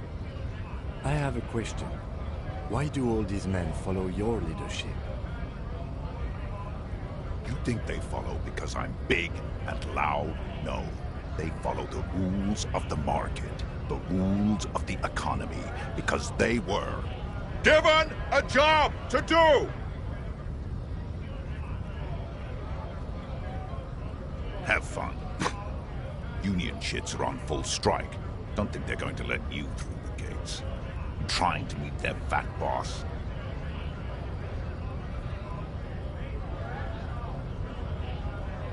I know nothing about a murder. The mention of a killing sends a barely noticeable shiver of tenseness through me. Interesting.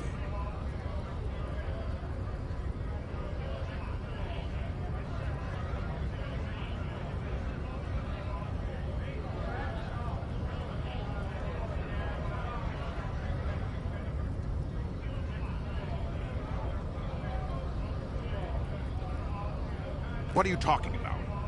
I'm not tense. Yes, he's tense and dangerous. Somewhere below it all. Right to work! It's shameful. Cops doing nothing. You should bring backup. Open up the gates for us. Blockading gainful employment for workers is a crime. We are not picking a side in this just yet, sir. Pity. Let us work! You've been talking to him for quite a while now. Something is off with this guy. Ask him where he's from. What's it to you?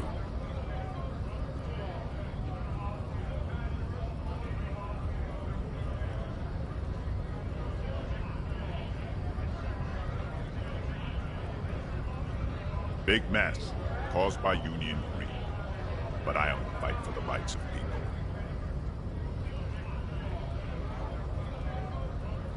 We're all workers, right? Workers stick together. Came from the eminent domain, in Jamrock. Backgrounds in odd jobs, heavy lifting, cargo hauling, bouncer work. I know the drill.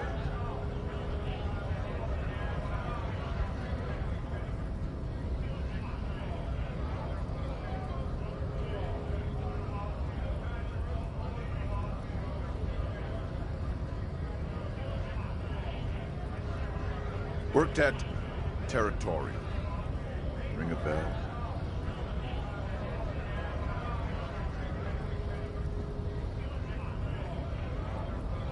Uh-huh. It was a long time ago.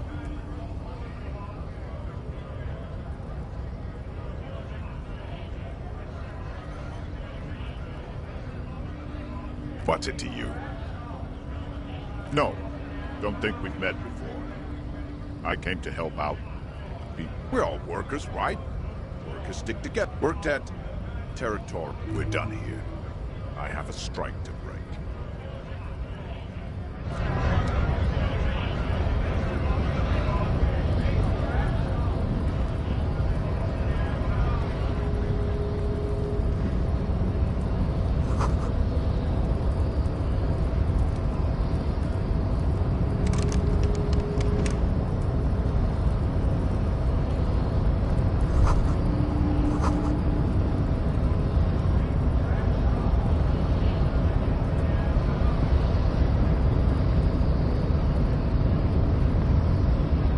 Nobody betrays your degeneracy. Yeah, Measurehead. His body totally betrays his degeneracy.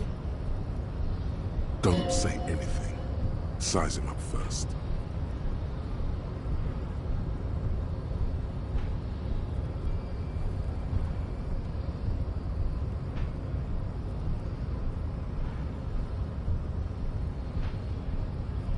Are you admiring my morphophysiology?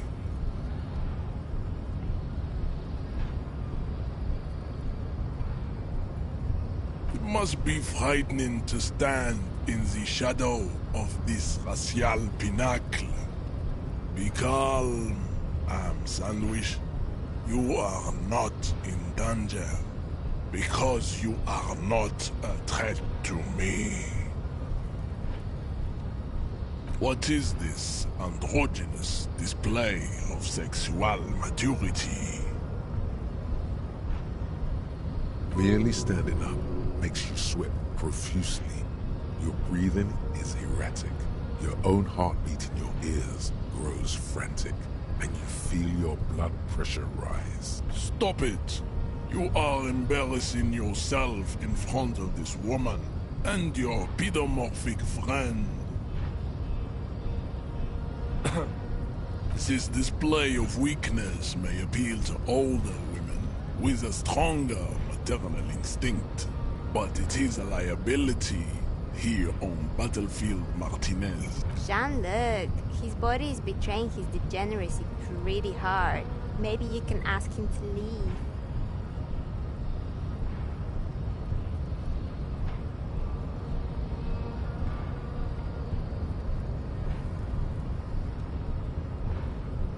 That is precisely the negligence that has led you to succumb to Al-Ghul. You reek of it. An invisible sword of Al-Ghul emerges from your throat. You cannot see it, but others can. It is making the woman in my company sick.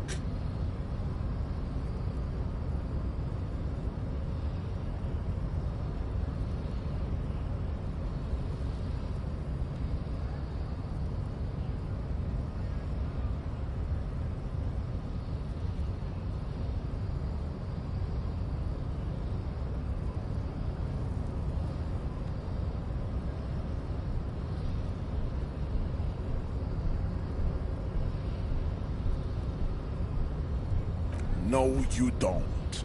You need to get another drink.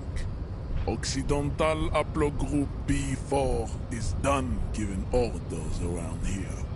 The influence of the ham sandwich race is waning.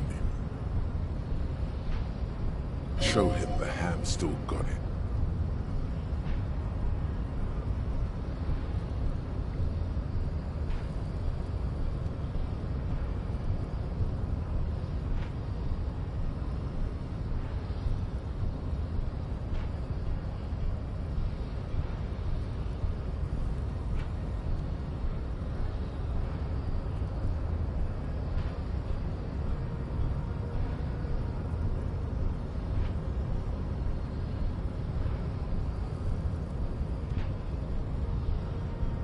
Begging for help, attempting to pass fear for cooperation.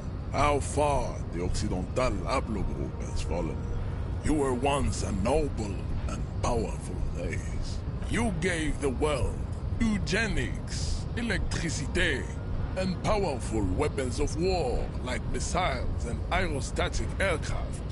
You made great gains in metallurgy, race theory, and statecraft. You dominated lesser cultures, like the deformed Hemians and the inexplicably potato-obsessed Khoikos. But now your ascent to the genetic summit has halted.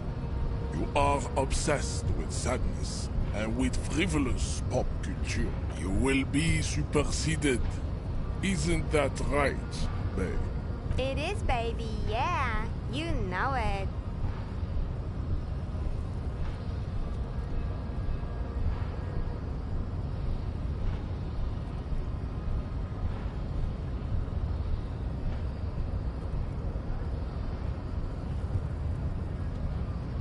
There is a button right behind him, just out of reach. It must be the one that opens the door to the harbor. This man is not budging. Let's hope his superiors inside are more cooperative.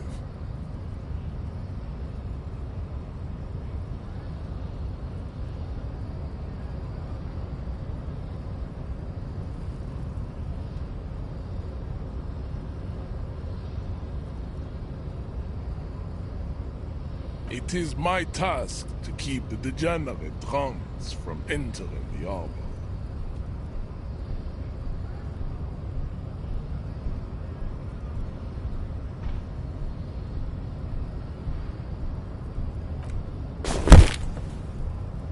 That is right. You should leave the stage of history with dignity by inviting the other races to a great world war. Bring your troops to the Seminine Islands and to Boogie Street, and we will pulverize you. When you are gone, we will build a museum for you. The walls will be lined with bottles of Al Ghul, your beloved beverage. Inside, we will store the odes to homosexuality you call art, and your microcephalic skulls. This is your chance. He's talking. Rip into him with a punch and catch him off guard. No, don't rip into anyone. You're sensitive. Remember? Communicate.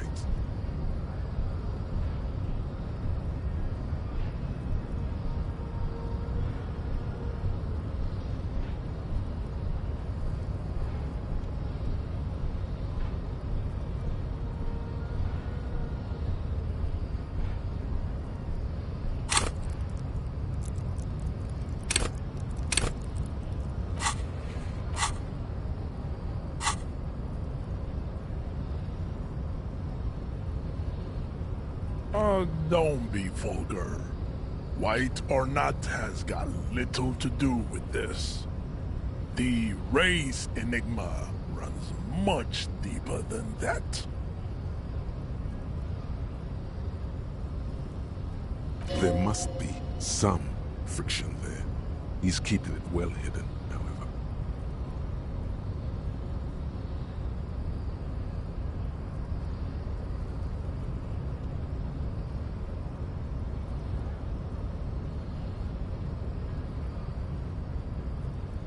Mr. Clare is a man of vision and means.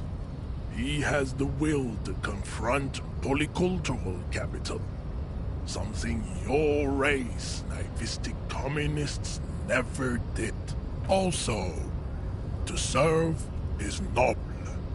It takes discipline. Your petulant individualism has only contributed to your race failure. It is lax and moronic.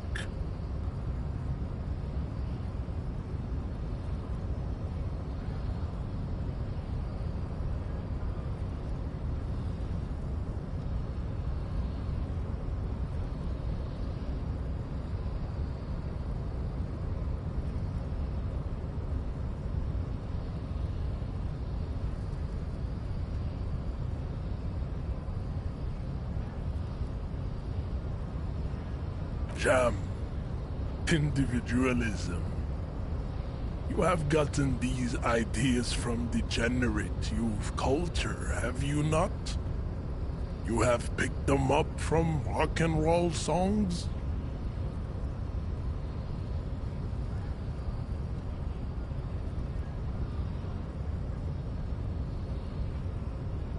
Offshoots of the Seminoles people invented disco while having sex under the influence of cocaine. It is a shame upon my race. But what is done is done. I am not surprised you enjoy it so much. This has happened to many of the side products of the inevitable cultural victory of the Seminoles race.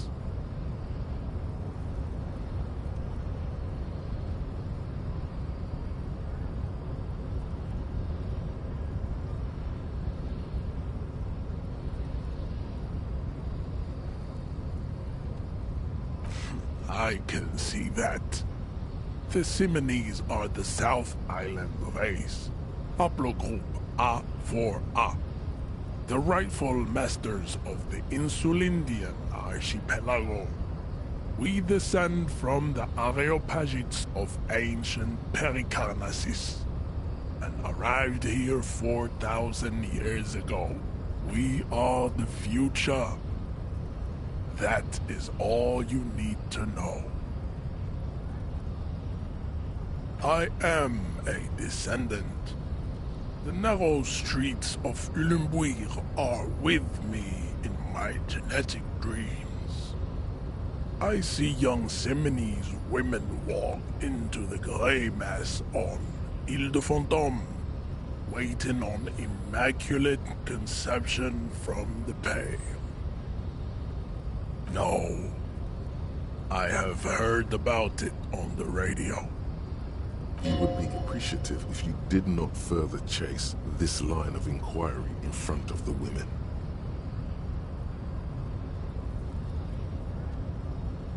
I'm from Couronne, and no, it is not just in Revachol. The city is central to the Seminoles strategy. Spreading through its trade networks, our culture will dominate the world. You have heard enough about our phylogenetic secrets for today. You have extinction to come to terms with, and never getting that dead body down from the tree. I think this racist is better than the last. But the next racist will be the really good one.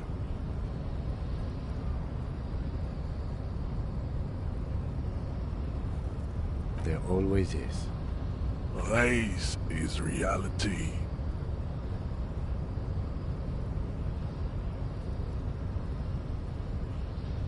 He does not so much as glance at the object.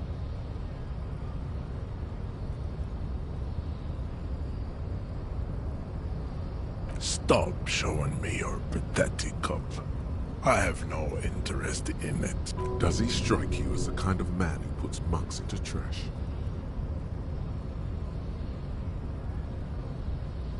Racists are generally not very good examples of their race. I am not like them. I am craniometric perfection. I have taken the trouble to permanently draw a phrenologic grid on my skull and features.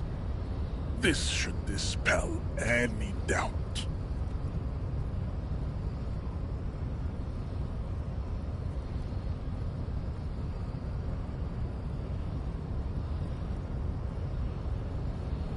You exhibit forward projection of the jaw, indicative of schizophrenia and sexual inaccountability. From a purely aesthetic standpoint, the dimple in your jaw makes you look like a baby. This is not craniometry, just an observation. It is impossible to see any more of your bone structure. It is covered in the ravages of Al-Hul. From what remain of your features, I can see fleshy lips, baldness of the head, and long arms relative to lower limbs. This leads me to conclude you are not a police officer. You are a common criminal. An offspring of murderers and sailors from Sur-la-Clé and Vesper, and possibly even the degenerate sheep herders of Ubi.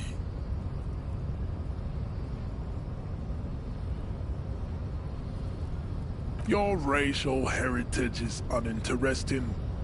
It is the same as all Rivasholians. Your parents and their parents made the decision to reproduce while under the influence of Al-Hul. That is the only reason you are here. He's right there. It's almost impossible to get it on unless you're both drunk. It's too scary when people are sober.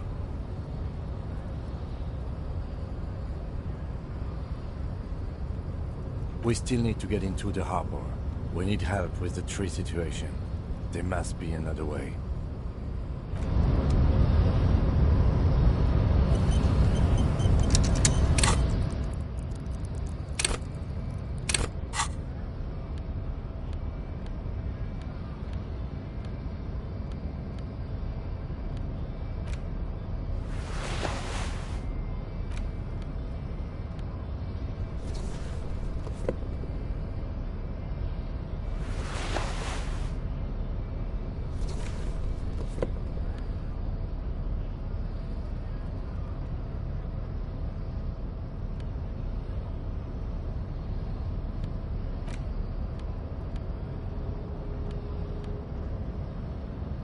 It's the ledger you found in the trash. A pitiful cabbage of white and yellow papers hanging from plastic board, barely held together by a metal clip. This sad display is made complete by the faint smell of urinal cleaner. There's a piece of toilet paper, or is it cleaning tissue? No, it's toilet paper, desperately sticking to the back of the blue plastic clipboard. It's a metaphor for you. Below the pathetics, terror. Do not look into its blue heart. It's just toilet paper sticking to the back of the plastic clipboard. You can take it off if you want.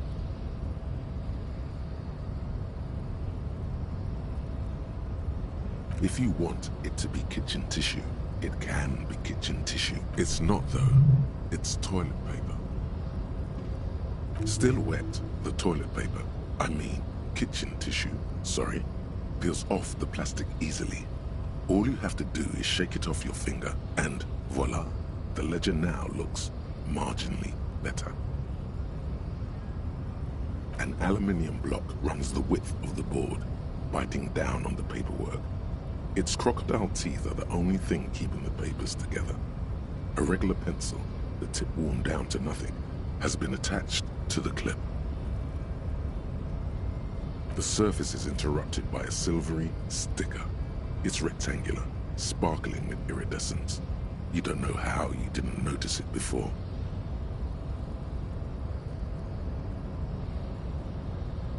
What? Yes, halogen watermark used for adding information to our sim property.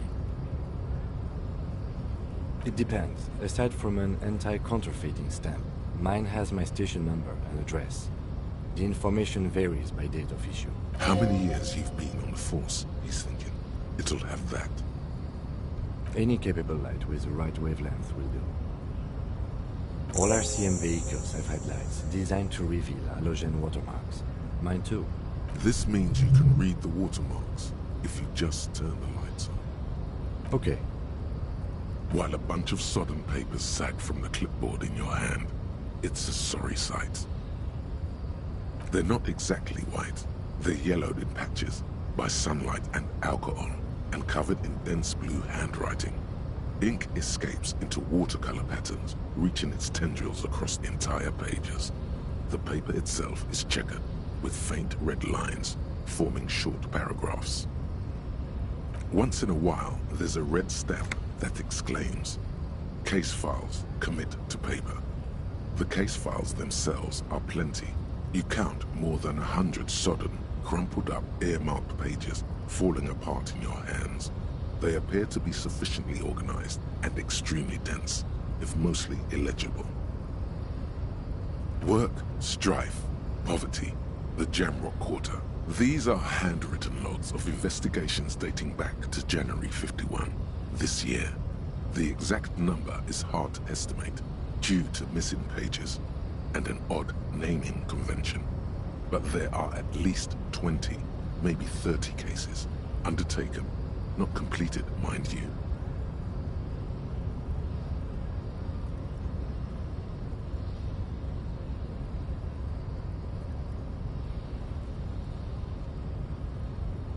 Yes, it appears you employ a, shall we say, robust yet literary system. Each investigation has its case number written on the margins.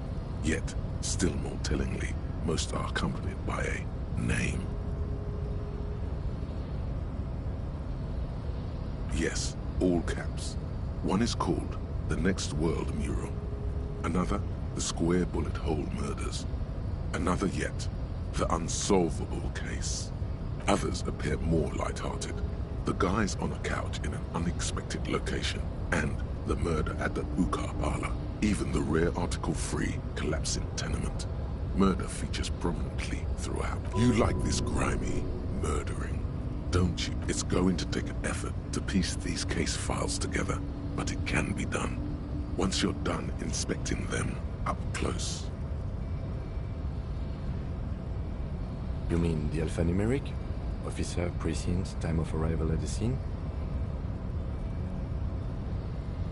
Oh, you mean the titular? Yes, well, so do I. In our defense, almost everyone in the RCM does. It's a holdover from the early days of the RCM, right after the revolution, when the organization had little idea how to do things. It persists in an unofficial capacity. Officers use these titles to refer to their work among themselves.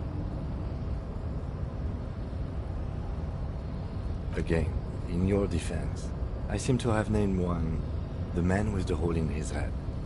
That was a real person. His death was real. Still, I named it that, to amuse myself. I pray his loved ones never find out. Rail spiked through the head. He died. It was a workplace accident. There is, for precisely one more. 15 pages near the end remain untouched by the damage. The checkered grid forms a structure of passages, breaking the case into subtasks to accomplish. The tasks you've completed flow out of the kind green ape pen in a brash freehand similar to the rest of the letters. The wording comes easily. It's almost robotically simple, a language developed for mental rigor and simplicity. Inspect the victim's body, get the body down, interview the cafeteria manager.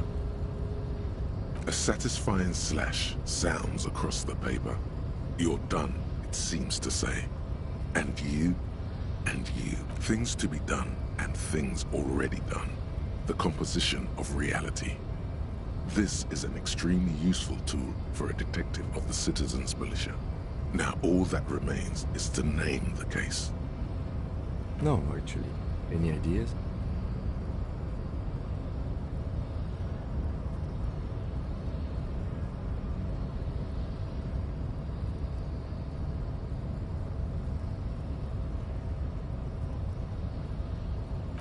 Well, then maybe I can suggest one. The Hanged Man. He really likes that name.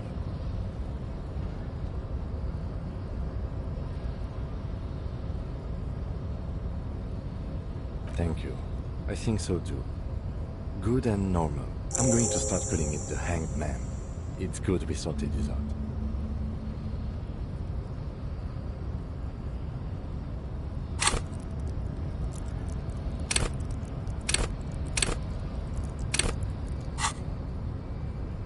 You don't exactly close them, so much as distance yourself from the smelly papers. They're a little further from your nose now. In the back, you see thin, translucent copy of paper. Some neon yellow, some bright red, all covered in boxes, like marching armies. These look like official forms, waiting to be filled out. 3. The topmost are misconduct fines. The middle ones are station calls. And the bottommost are field autopsy forms. Each is easy enough to make sense of. A dozen pages of thin copy paper, bright red in color. You see the parameters of a deceased human form, waiting to be filled in. Age, sex, condition of it, color of the irises, predation marks, condition of sexual organ, a monetary penalization ranging from 20 to 250 real. Severe cases allow for 1,000 real, but that requires special paperwork. The details of issuing these fines are spread out over the rest of the fields. These are quite sinister in turn. They give a date and time for the person to appear. Yes, all that remains now is to fill those forms and hand them to people. Fines for wrongdoers. Interview requests for bad guys. What delicious power hid within this pathetic mess. You feel better. The rest of the stinking cellulose is much worse for wear. Being sandwiched between the board and the rest of the paperwork must have spared the fragile copier paper. It's made of dark blue plastic, hard enough to beat someone to submission with. The edges are rounded, however. The U4 size board feels thick and heavy in your hand. Light shimmers on its wet surface. On the back you see the embossed letters, RCM. Blue. The blue heart. Don't look into it.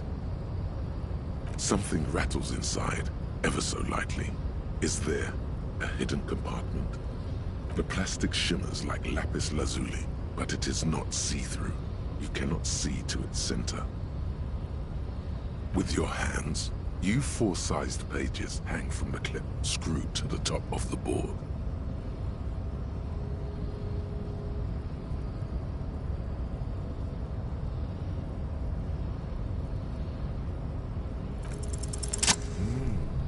The two sides of the board appear slightly misaligned, like a drawer that's come off its slides.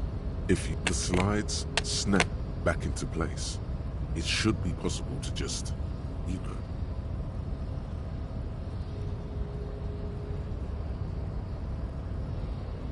Without resistance or sound, the two panels move against each other.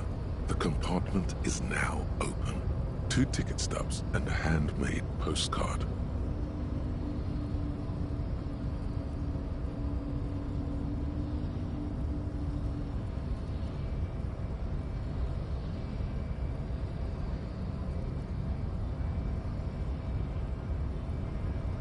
Two octopuses are smiling, reaching their tentacles toward each other in the colored pencil drawings. The tickets permit access to the zoo in Revachol East. The aquarium costs extra. These let you go there, too. The words just crossed your mind somehow. Who do you think? You.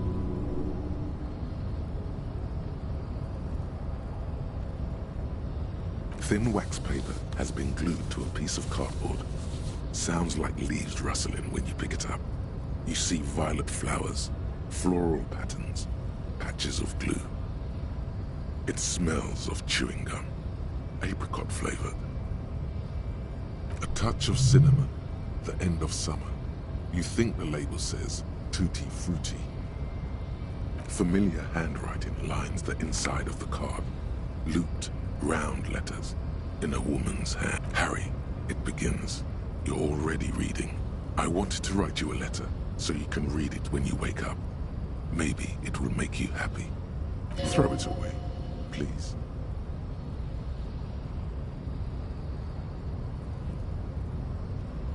Your hand shakes holding the card. Every morning when I step out and you're asleep behind me, it says, I find a little piece of sadness in me. I carry it in my chest, down Voyager Road. Every step I take, it grows. By the time I reach the fuel station, it has filled me entirely. I step onto the light rail and look back. Sparks fall from the bow collector. I know it will be like this until late afternoon, when I get off the 42 and walk back to you. You. Every step I take will get lighter. It almost makes me run. Sometimes I do. I can't believe I met you. I can't believe the happiness I feel with you. You have a vast, vast soul, and I will always, always, always come back to it. Kisses, kisses, kisses. You feel the air sucked out of your lungs and the blood sucked out of your head. Everything around you gets dark. Small white dots appear. You feel the ledger slip from your hand. No, hold on. To what? There's nothing. Detective, is everything all right?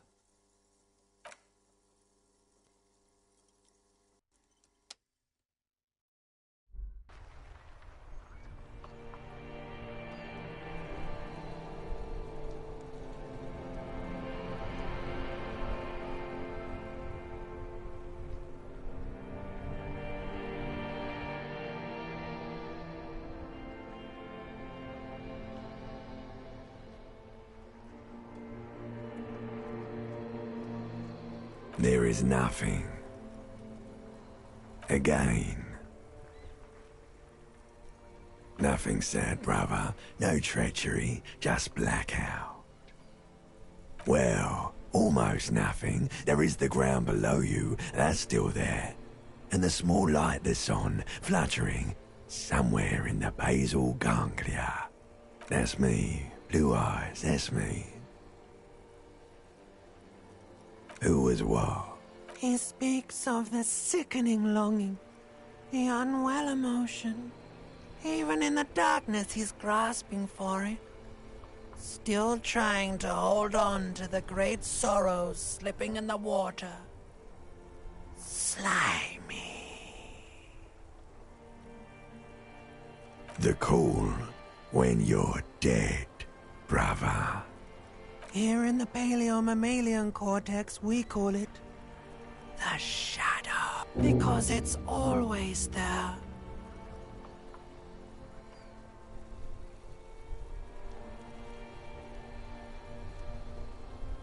Bloated corpse of the past resurfacing.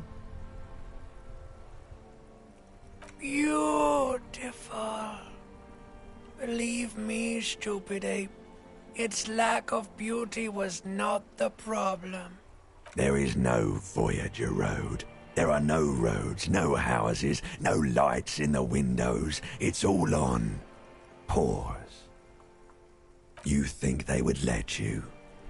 Until you disintegrate into biomolecules? No. Someone is breathing on your face now, inspecting your pupils, stupid idiot. Yes. They're pouring something on you. It's in you. And it's delicious. Glowing lights on a dashboard emerge out of nothingness. In the upholstered cabin of Lieutenant Kitsuragi's motor carriage, seated in the driver's basket, the air is thick with leatherworks and heavy fuel oil. Cold water runs down your chin. Drink. Water.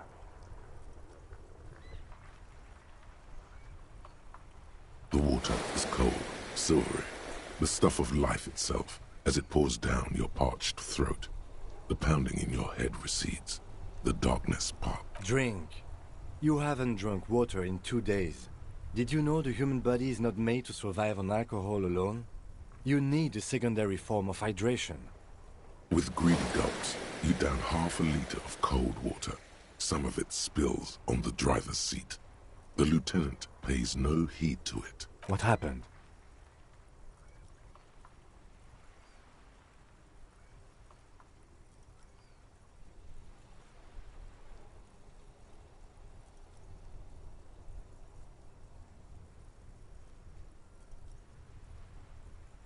You were reading your paperwork. Then you passed out. I carried you to my kinema to take you to a hospital. Then you came to. 10 minutes, maybe.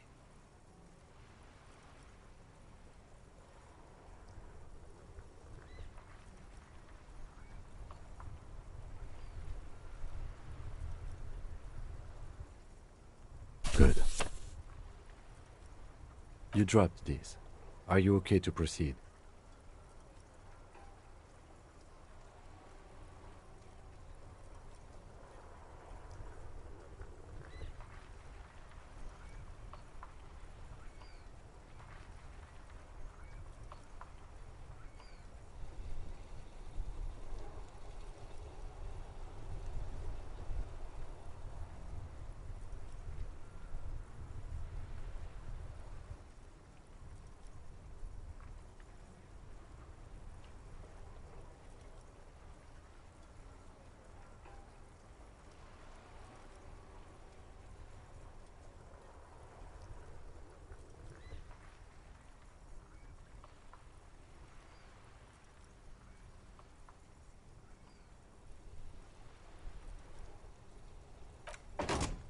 Good.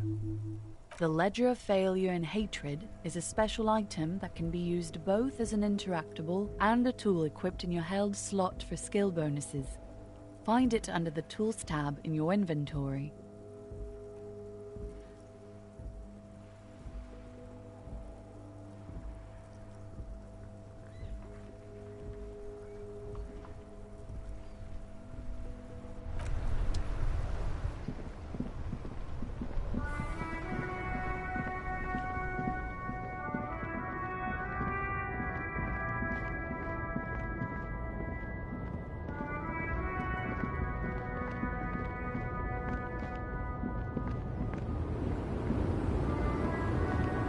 The woman still has.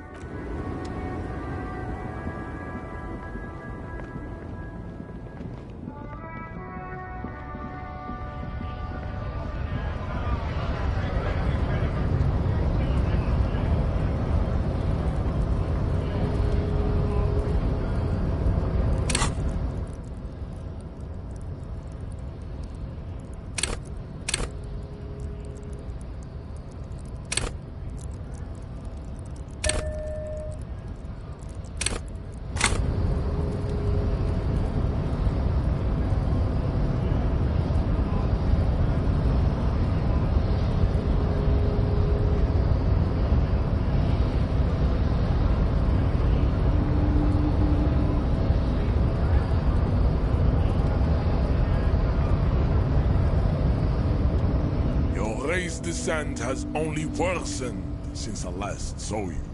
You have really let yourself go.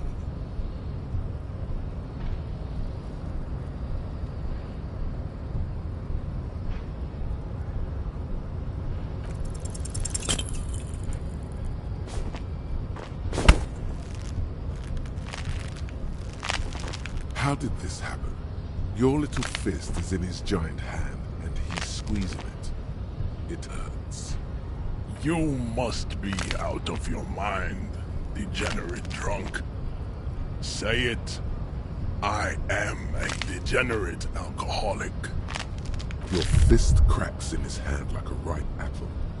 Pain shoots up into your brain as he's twisting it more and more. The words to the song have changed. Your hand twists in his grip and the pain blinds you. Good. Now leave before you humiliate your homoerotic organization any further.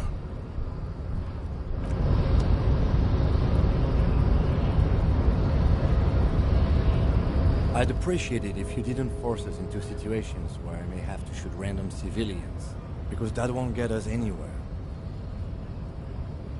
I'm not even sure the one bullet my chamber holds would even prick that hook.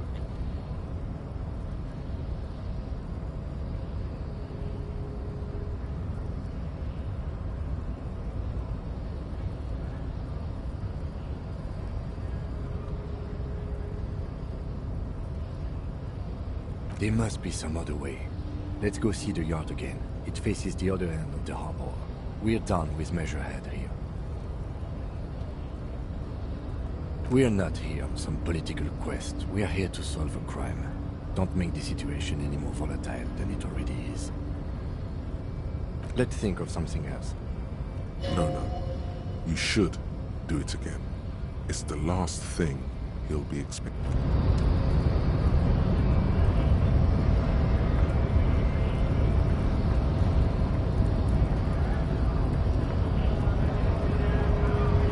I guess getting past the man ain't that simple after all.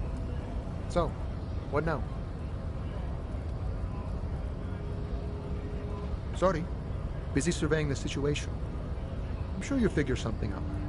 You guys have all sorts of gadgets these days. Wiretapping, telescopic batons, futuristic circuit bending to infiltrate harbor machinery. Maybe you could even knock that Kowalczyk crane over using some remote controls. Or calling in tactical air support. You guys have air support, right?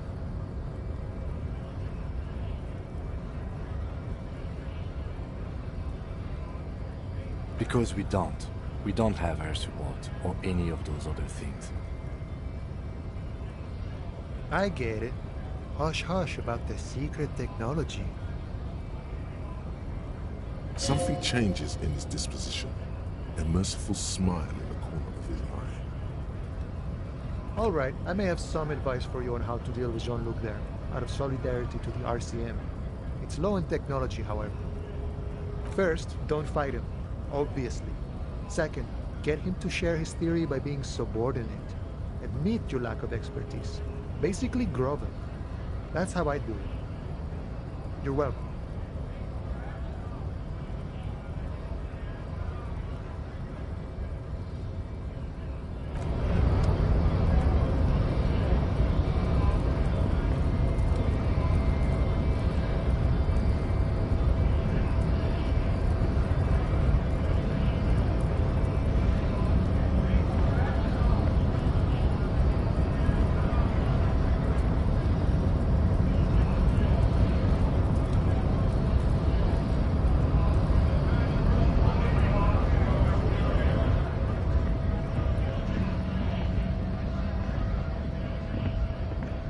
A lorry stuck in the traffic.